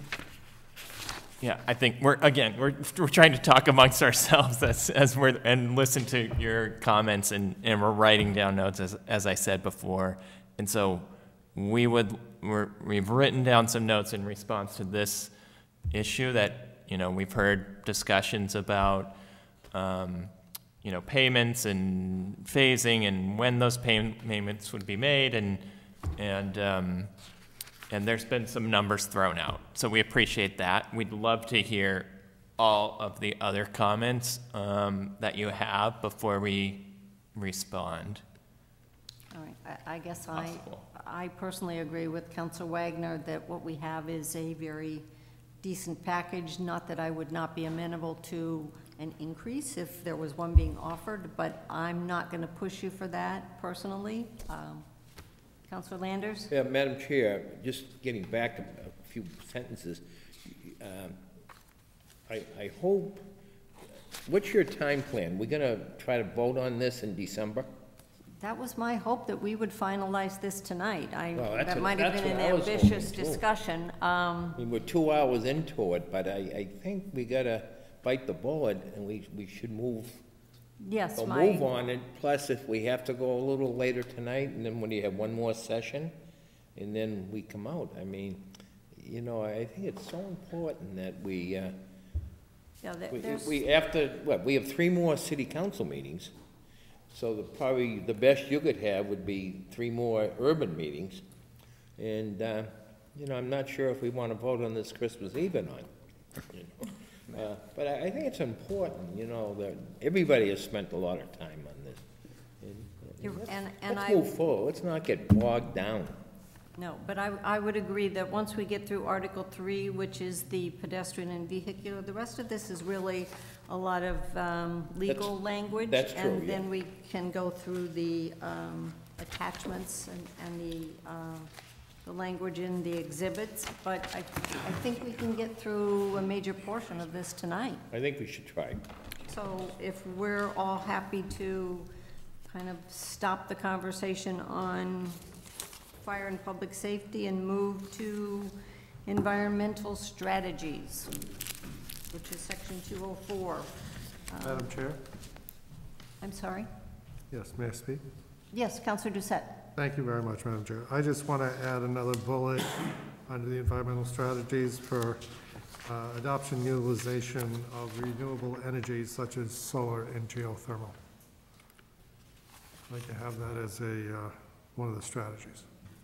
Can you repeat that again, just so Sure. it can be written down? Adoption and utilization of renewable energy such as solar and geothermal. And I know today there was an informal site plan submitted to site plan review for the housing piece, and that was one of the conversation, what their energy and environmental levels were. So are you okay with that? I don't know that it means you have to have them. It was adoption of not mandating that they have solar or geothermal, but, so one more time. Well, I think one of the things is based upon the size and footprint of this facility, feedback from other developments of this scale, use of renewable energy has a definite cost advantage. So I don't see why you shouldn't, because a facility like this can be definitely, you know, from a renewable energy investment perspective, you know, there's lots of opportunities to basically reduce expenses by putting up solar. You got the open space, you got the tops of the roofs. Madam Chair, we're amenable to the incorporation of the councilor's suggestion within the strategies to be pursued. Okay. Thank you. Is everybody else okay with having that added in? Very good. All right. There is the Exhibit D that we can get into. It really kind of takes us a little step further. We can get into Article 3, the pedestrian and vehicular interconnectivity. So it begins with the internal roadways. And then Section 302 is the public access, where there has been some change from the original document with what's in blue, if you're looking at the. Madam Chair? Councilor Doucette. Thank you very much, Madam Chair. Actually, Councilor Wagner pointed this out to me. The better point to put the bike lanes would actually be in Section 3.02 with public access and connectivity. The phrase is whole streets, so if you could put that within that, whole streets design, or complete streets. Paul, can you, I just can't hear you, Councilor. Can you speak up? It's either complete streets or whole streets, but it's a state standard for the use of streets for all access, sidewalks, bicycle lanes. You know, if you're trying to make this area open for pedestrian access, I'd like to see it demonstrated. And maybe this is a question for the engineer. I think complete streets is a state regulation that really is something different than. I'm willing to ask for a clarification from the engineer if he's so inclined. Is there some other terminology besides? I'll stand corrected to whatever the engineer says is the proper term. Well, Madam Chair, I'm not the engineer, just the attorney, but to the. We have the engineer. Oh, I'm sorry. I didn't know if you were looking to our engineer. I just wanted to point out that Exhibit D does have bicycle facilities as one of the commitments that one of the environmental strategies. And the obligation is to consider the installation of convenient on-site bicycle parking facilities. Great. And we can certainly expand on that to the councilor's point if necessary.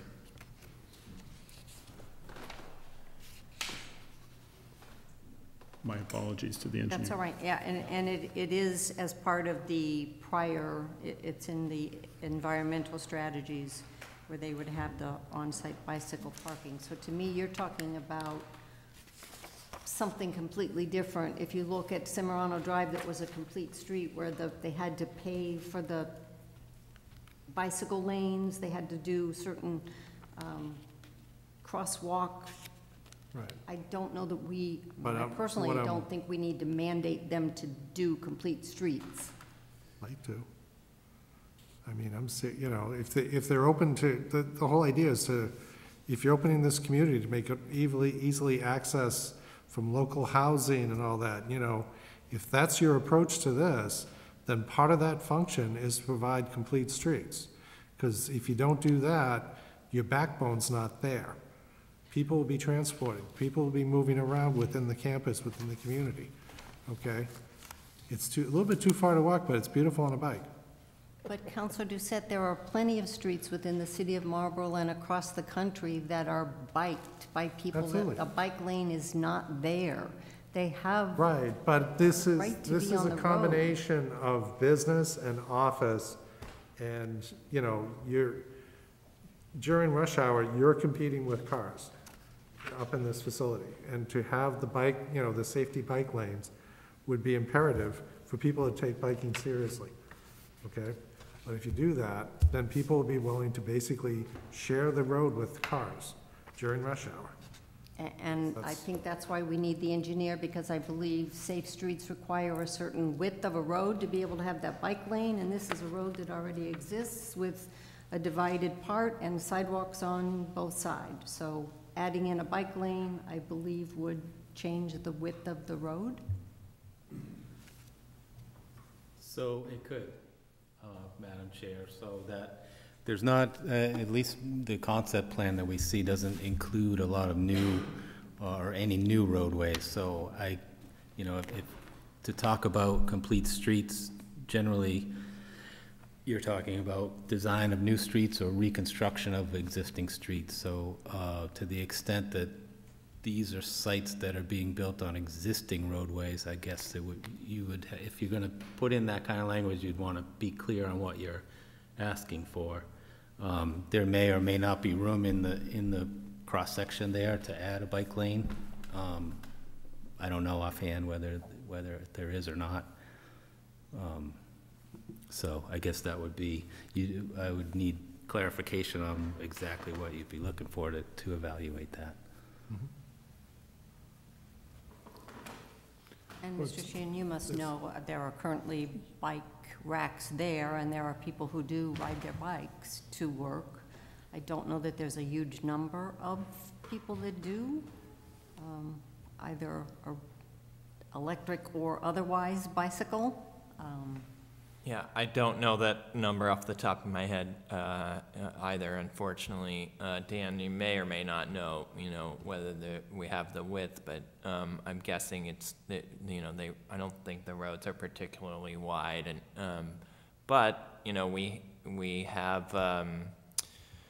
We do try to encourage bicycle use. It's listed as one of our sustainable strategies. In other locations where we have existing roadways that don't have the width, we've at least done some striping on the roadways to indicate. I think they're called sharrows, that sort of the bikes may share the lane, share with the road, and sort of alerts cars that bikes can be there, and it's a little bit of a accommodation to bicyclists. I don't know if you have any other ideas or comments. Yeah, I think that's an accurate representation of it.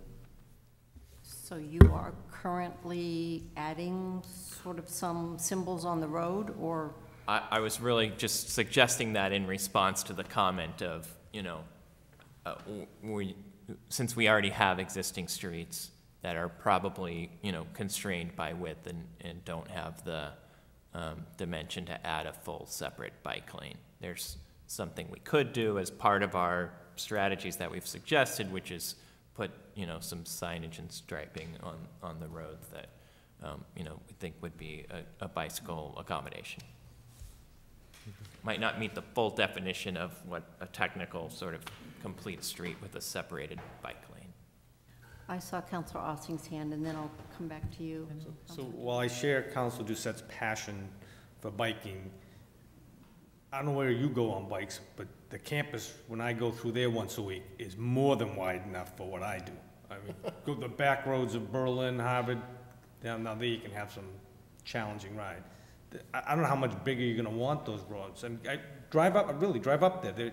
They are wider than anything else you're going to drive from here going back to your location on the east side of town. It's I don't know how you'd make it wider, Councilor Doucette. Oh, my intent is not to make them wider. My intent is just to get them labeled, that's all. So if they're wide enough, then fine, just label it and we're doing, well, good. That's no trouble then. Madam Chair, if I may. I think we share in the councilor's desire to encourage and promote safe shared access to the roadways on site. The commitment in the sustainable strategies in Exhibit D as the last item calls for us to consider and implement bicycle facilities, including the installation of convenient on-site bicycle parking and facilities. We can expand upon that if it's the will of the committee to specify that we need to make those considerations throughout the site to promote safe shared usage of the on-site roadways. The council will have the comfort to know that we will be returning to you with each site plan. So I expect we will be accountable to you to show and demonstrate what we're doing specific to each building component. Right. And I would guess if there was an issue with bicycle safety, we probably would have heard about it. I doubt that there are that many people, and even if this became the restaurant that you envision, people aren't going to ride their bicycle up there. They're going to drive a car, they might walk if they live down below, especially if they're going to sit at the beer garden. But it's a hill.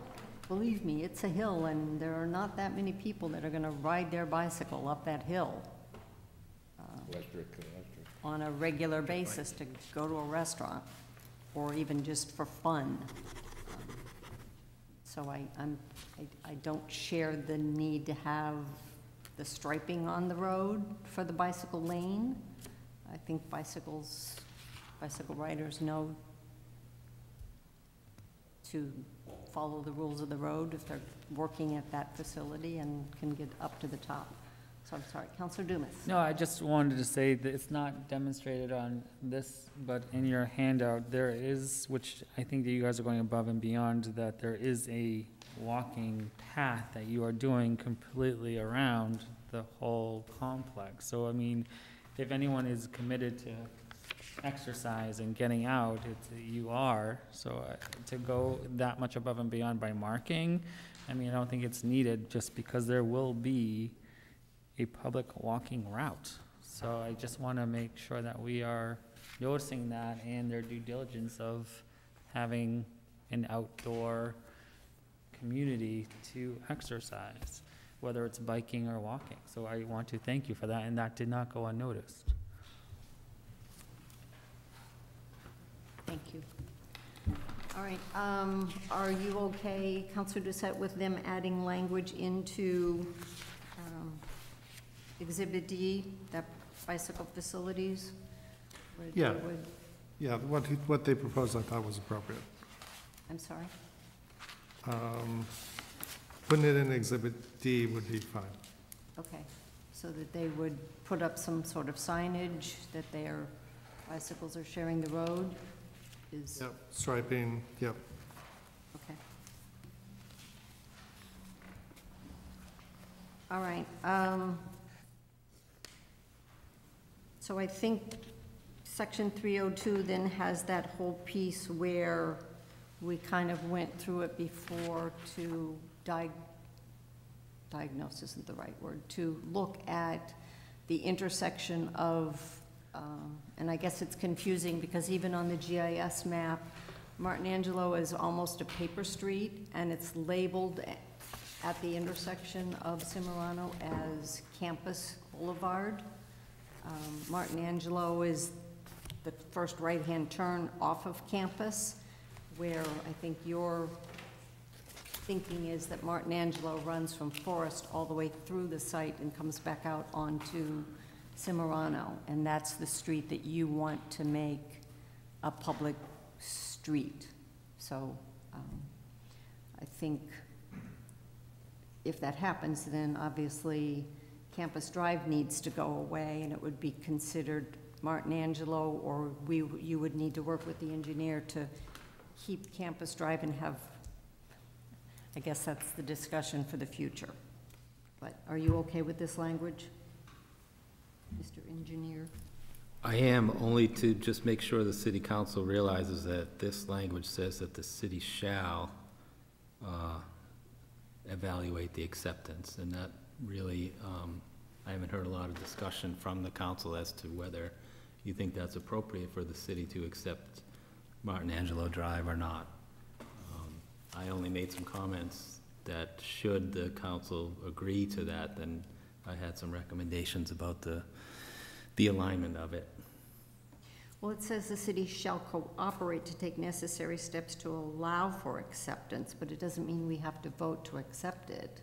The steps have to be taken, is my understanding. So you think that shall should become should cooperate, or may cooperate? Yeah, I haven't heard, well, I guess I just haven't heard a presentation as to the reasoning for it or the council's appetite for it. So I leave that up to you.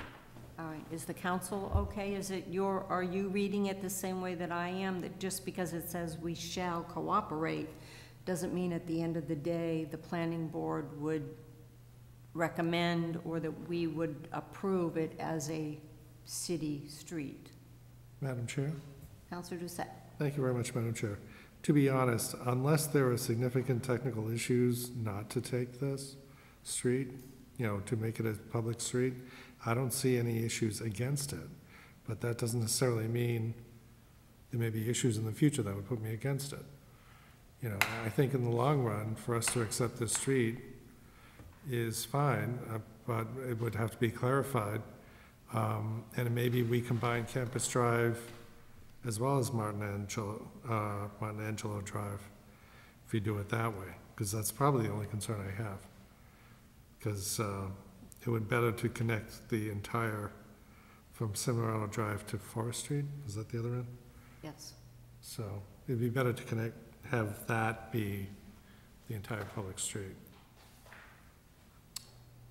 Councilor Wagner? I just would add, that feels like a conversation down the road, but the way this is written, I'm comfortable with it, that we would, it's not automatic acceptance, but that there'd be a conversation and there'd be requirements at the time to then accept it.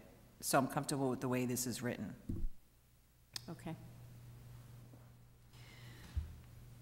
All right, so we get to section 303, public financing, which is really just everybody agrees to work with everybody on potentially getting more state money with no guarantee and no out-of-pocket expense on anybody's part.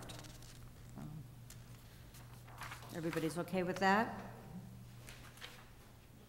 And the rest of this just gets into kind of the nitty-gritty that I think is more for the solicitor, and I believe pretty much all of it is really taken from the other agreement, which is language that worked then, so I would think would work now.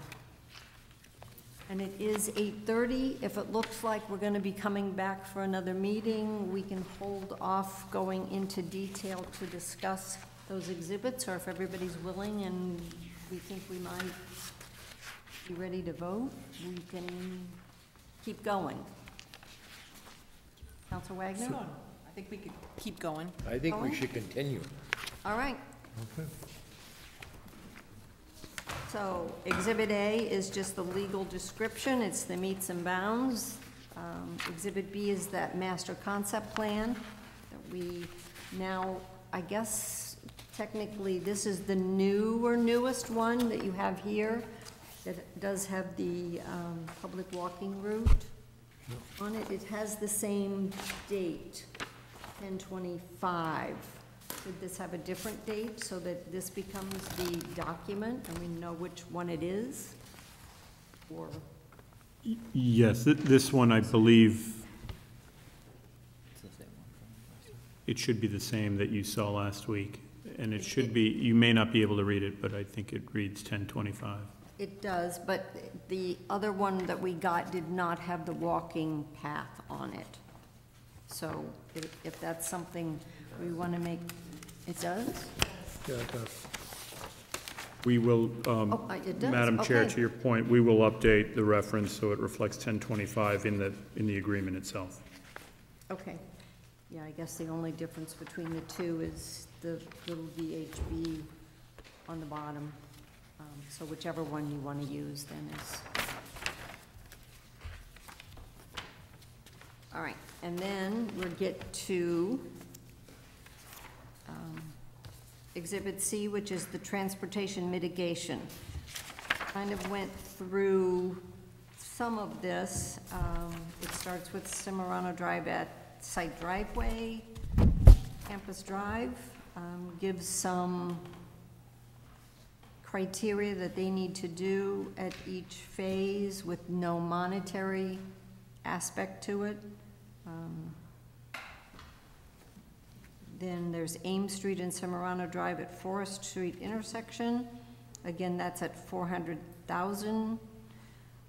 I take it that's square feet of development. And we should make that correction. We'll do that throughout here.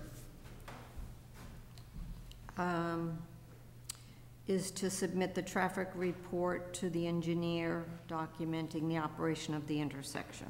So again, no monetary piece, just kind of keeping track of traffic increase to Cimarano Drive. The piece that has the money is upon receipt of the first occupancy permit, you will provide $40,000 for a planning study. At 200,000 square feet, prepare a transportation planning study for the entire Cimarano Drive corridor.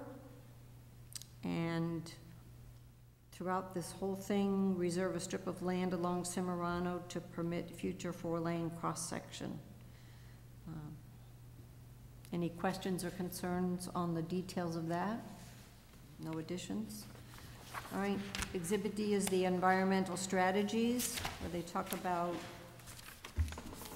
using urban heat islands, or reduce the urban heat island. So they will have light-colored landscape, light-colored roofs, installation of shade trees, and I'm sure that all of those things will be looked at by the right or conservation as each site plan is brought forward.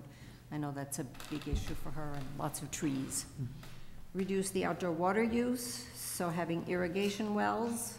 I believe that was a comment from the engineer. Harvesting rainwater where possible instead of irrigation systems from the city water. Stormwater management, that is, I believe, a requirement that will just be part of each site plan. The electric vehicle charging. Did I hear you wrong when you, or not you tonight, but at the discussion this morning about the residential? I thought I heard that every garage was going to be electric vehicle ability. That's what we. Did I hear that wrong? I can answer that question. What Yes. we typically do is, in each garage that's attached to a townhouse or a direct entry, we put a special plug in there for electrical vehicle charging stations. So if you rent one of our townhouses, you get it automatically. So is this number correct? 5% of total new It parking? will be a lot more than that. More than that, okay, because that's. In practical, when we come with site plan, we can talk about that more, but this is sort of a minimum. Okay, because I was like, oh, wow, Yeah, it's a lot. that's pretty impressive to have the electric. All right, site-saving energy.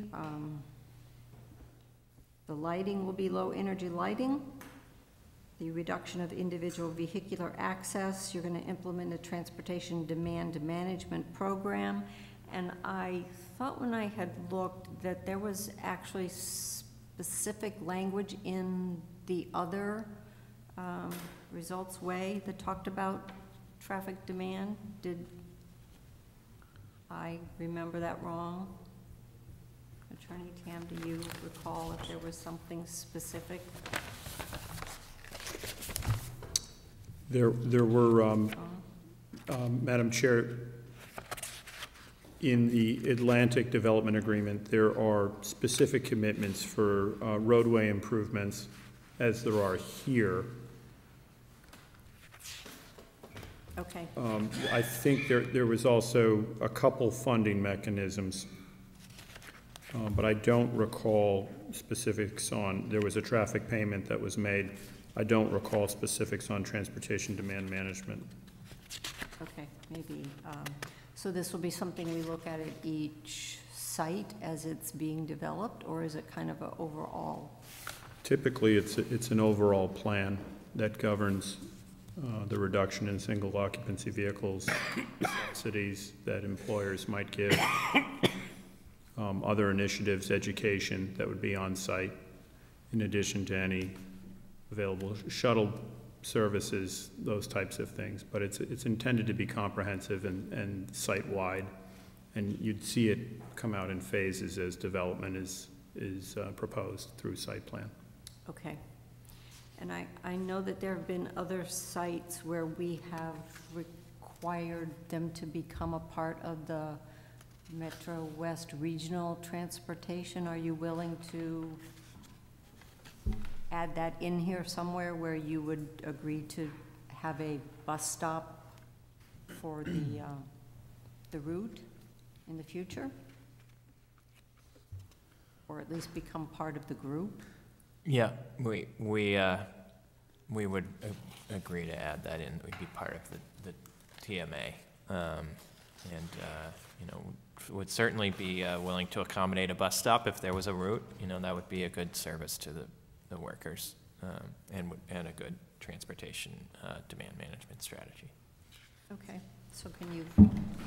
We'll figure out specify where- that in this section. Okay. Landscaping is native and adaptive planting, natural fertilizer, and then the individual building development. The future components will be equipped with low water use fixtures where possible. You're going to have it Energy Star certification, LED lighting in place, equipped with programmable smart thermostats, and have energy efficient windows, appliances, and fans. You are having planned construction to minimize waste, recycle construction waste where possible, and develop and maintain on-site recycling program. And I know I heard this morning there was a recycle portion in the residential piece. And then the bicycles. Yeah, Madam Chair. Councilor Doucette. Thank you much, Madam Chair. Yeah, this would be where there would be a reference to just the bicycle facilities, plus also the paths as well. So. For what? Again, I'm The sorry. idea of having access paths and, you know, marked paths and stuff, you could have that within this as well. I believe their plan was to have the path that is delineated in the concept plan, but to not have off-street paths like we had specifically put on the eastern portion of the Results Way. They're not going to go create paths through the woods. No. And there aren't No, existing this paths. is, right, this is marking, this is marking the roads. Let that make more clear then. Madam Chair, the commitment is in two places as we propose it. In the beginning of section 3.02, we've revised that to say that when we apply for site plan for any component of the project, we include specific plan details for pedestrian and bicycle facilities. And then we're supplementing that here in Exhibit D on sustainability and environmental strategies to say with respect to bicycle facilities, our obligation is to consider and demonstrate in the course of site plan, again, the installation of convenient on-site bicycle parking and facilities. And to the councilor's point, we'll clarify that that is intended to be throughout the site to encourage safe shared use of the on-site roadways. Thank you. Okay. Councilor Warren. Thank you, Madam Chair. First and foremost, thank you for 2 nights, if not more, presentations. And as I said when I first started, very impressed with mixed use. I think mixed use is the way of the future. And very fortunate that, you're very fortunate, I'm sure you know, Marlborough has great access off the highways. Marlborough also offers city water, city sewer, and going through conferences, I know that's very attractive to any developer. So I really want to see this work, and I thank you for your intake and output as much as we've discussed most of it. Most important, the environmental strategies are excellent. Good job on that. And I look forward to working with you. I'll just wait for your response on some of the questions, and we move forward. I think it's a win-win. Marlborough wins by having you here. You win by having great access, water and sewer, and pretty good rates for our taxes. So I look forward to hearing your responses when you come back. Thank you. Thank you, Madam Chair. All right, so committee, are they coming back or are we going to finish this up tonight? I think we ought to finish it up tonight. Councilor Nabin. Thank you, Madam Chair. Look, I think we're pretty darn close, and I think we can finish it up tonight. I do think that it may behoove the applicant, the developer to, if they are gonna go back and they are gonna take a look at this thing, after it gets out of committee, it does have to get approved by the full council. I think we should put the best package forward, for it to get those votes. Want to see it go forward, but, you know, there are some councilors who aren't here. I don't think we have a full sense of the council, so if it's a week, I mean, I know we have another urban meeting. Have we had it scheduled yet for next week? We sort of decided not to have the urban affairs. We can put it back on the table for Monday to finalize this. You can bring us back another clean version, red line version with what we discussed tonight with additions, and see if there's any changes mitigation-wise that you want to bring to the table, or just clean language so that we can all look at it one last time. I think it may be a good idea for that, but that's one of 5, so. Madam Chair? I see Councilor Lander's hand up. I was wondering, is the MEDC annual meeting Monday, No. No, it's Wednesday or Thursday. 15th to 17th? There's nothing happening on Monday, which 15th is open. is why I had chosen it for a meeting. Right, that would be good then. Madam Chair? Councilor Doucette. I have a prior engagement on that Monday. I prefer Tuesday, just myself. And I have an issue on Tuesday, so that's why I was pushing for Monday, Wednesday? because you seem to have it as a day off, and I figured it would work for you, so. Councilor Wagner. I personally have what I need. I think if it's just a matter of a clean copy, but I would like to, if we are going to set another meeting, I would invite my fellow committee members to be really clear about what is it, if there's something particular holding, because I'm hearing vague statements, so if there's a particular piece of information that you're holding, that you need to have answered before you vote, I would love to have that be made crystal clear before we depart, so that if there is really a need for another meeting to go through this yet again, that we're really clear and we don't just keep moving the goalpost. Madam Chair. I would agree. Councilor Ossing. So I would agree with Councilors Wagner and Landers that I think we're there. If they can come back, give the cleaned up copy. They've heard the comments. If they want to make any changes, let them present it, and the council can take a look at it on Monday or whatever night you're going to have your urban affairs meeting. But they've heard the comments. Again, you gotta get, what are your votes? I've heard 2 that are happy with the package. You can put myself as 3, but I'm not on the committee. So let them clean it up, come back if it's Monday night. I would encourage, if the applicant get it earlier, so if Council just said if you can't make it, you know, give the councilors that may not be able to make it that opportunity to weigh in. I think that would be key. And they can provide any comments to you, Madam Chair.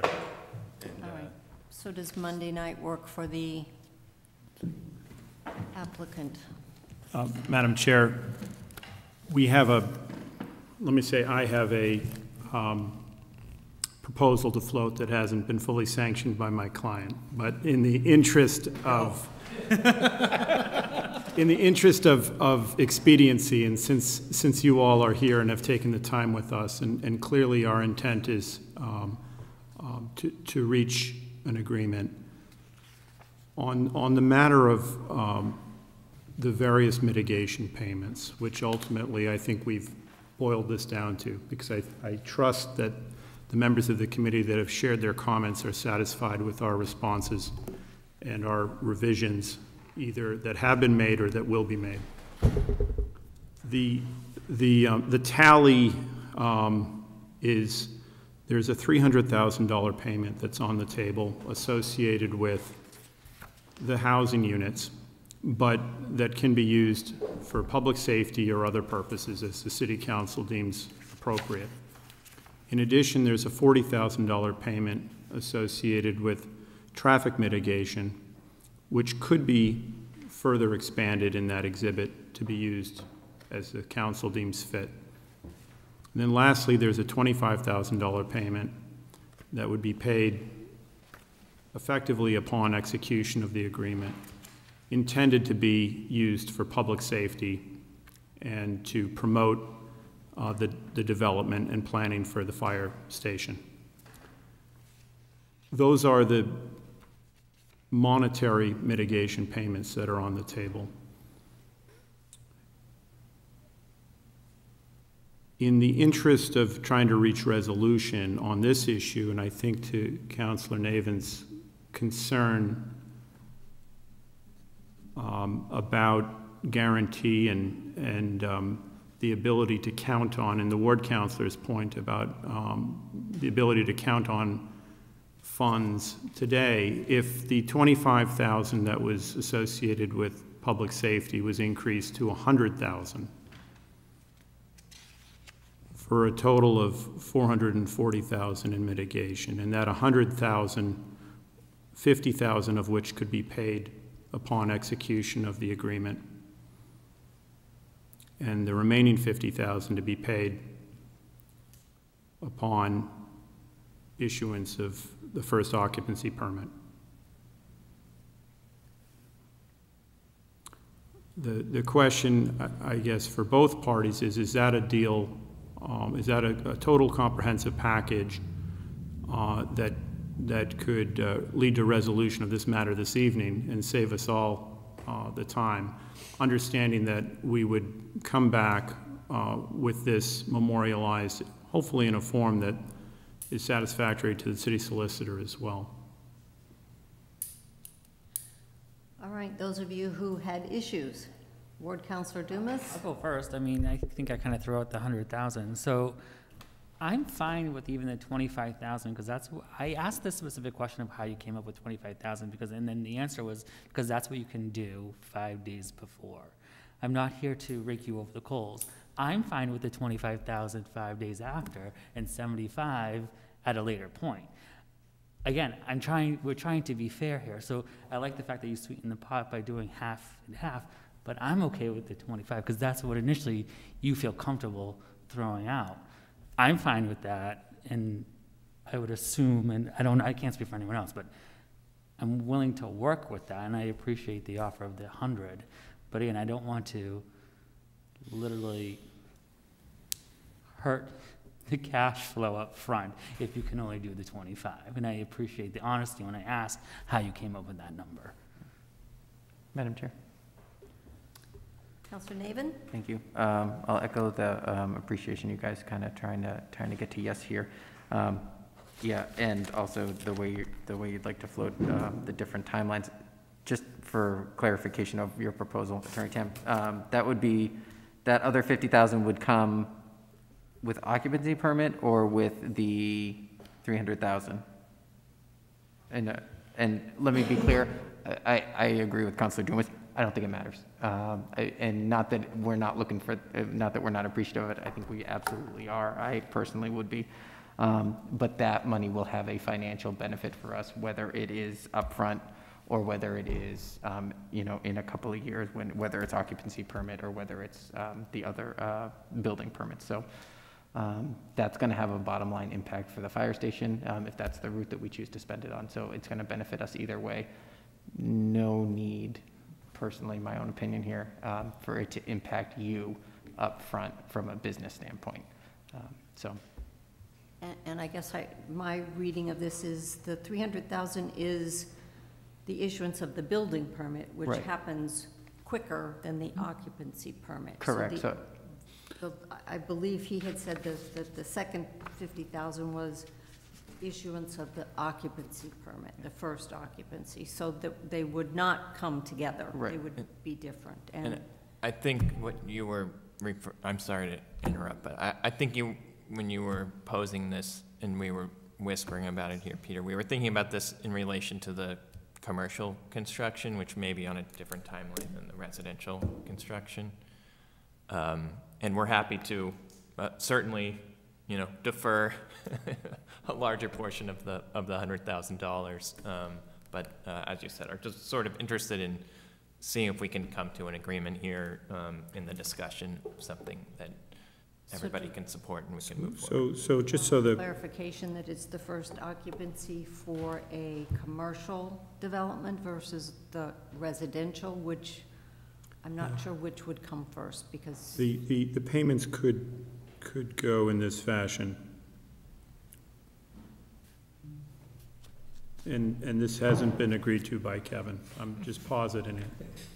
A $50,000 payment would be paid within 5 days of execution of the agreement.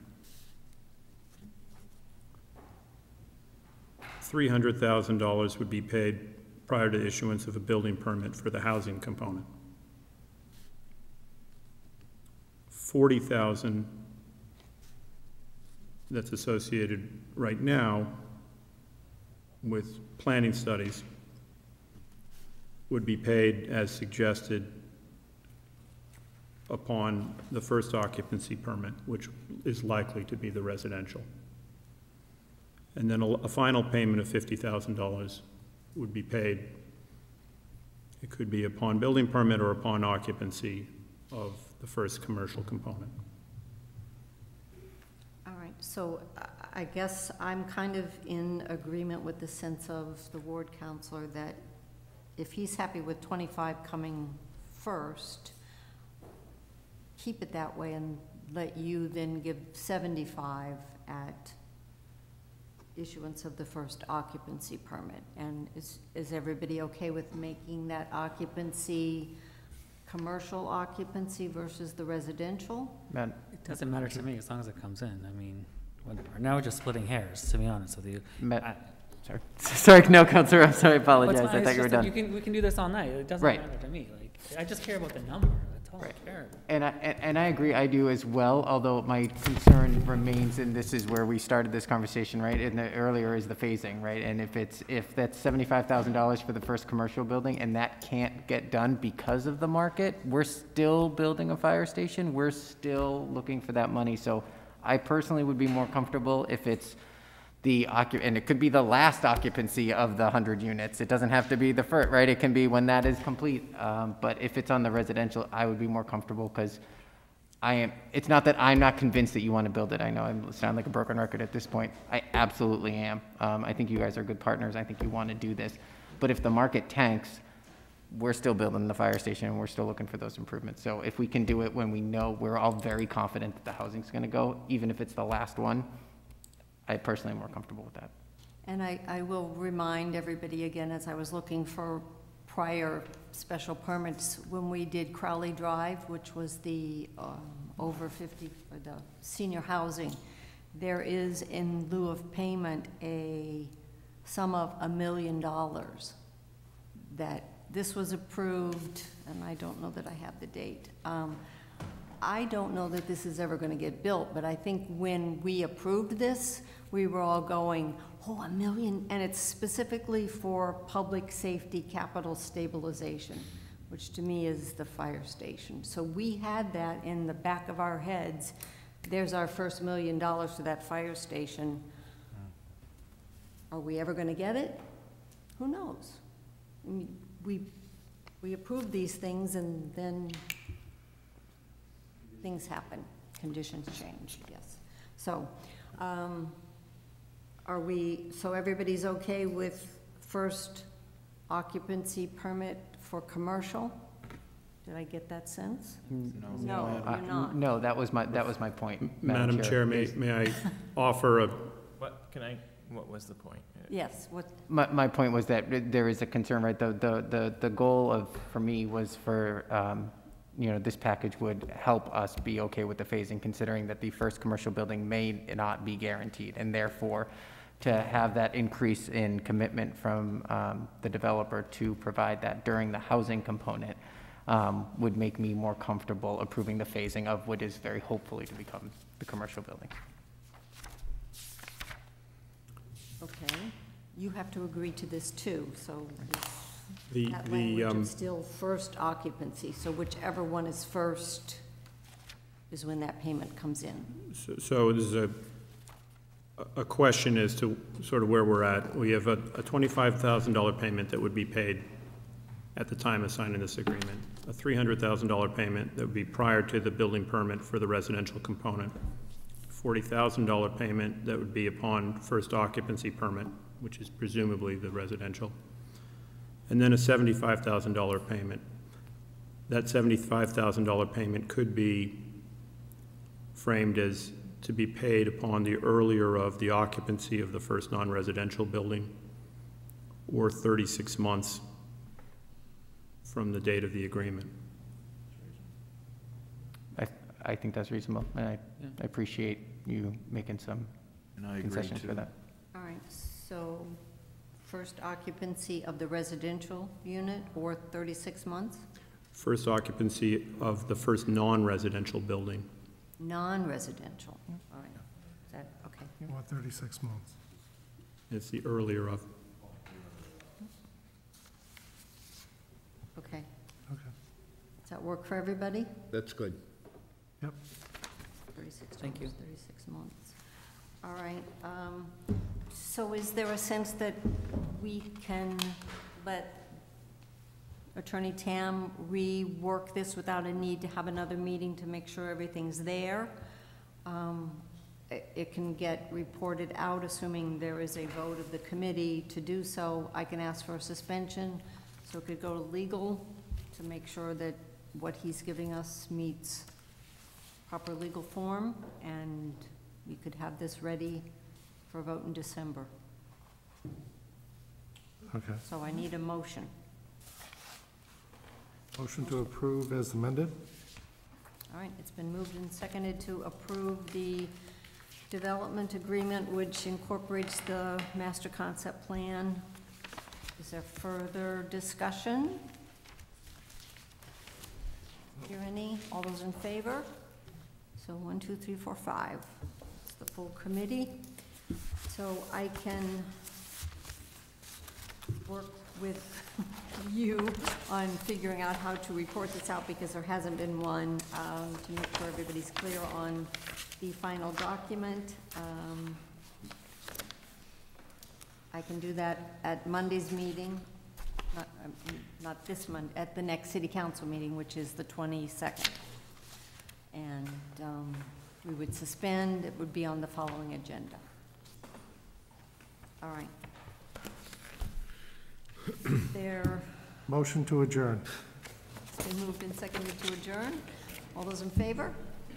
All right, so we are adjourned at 9:04.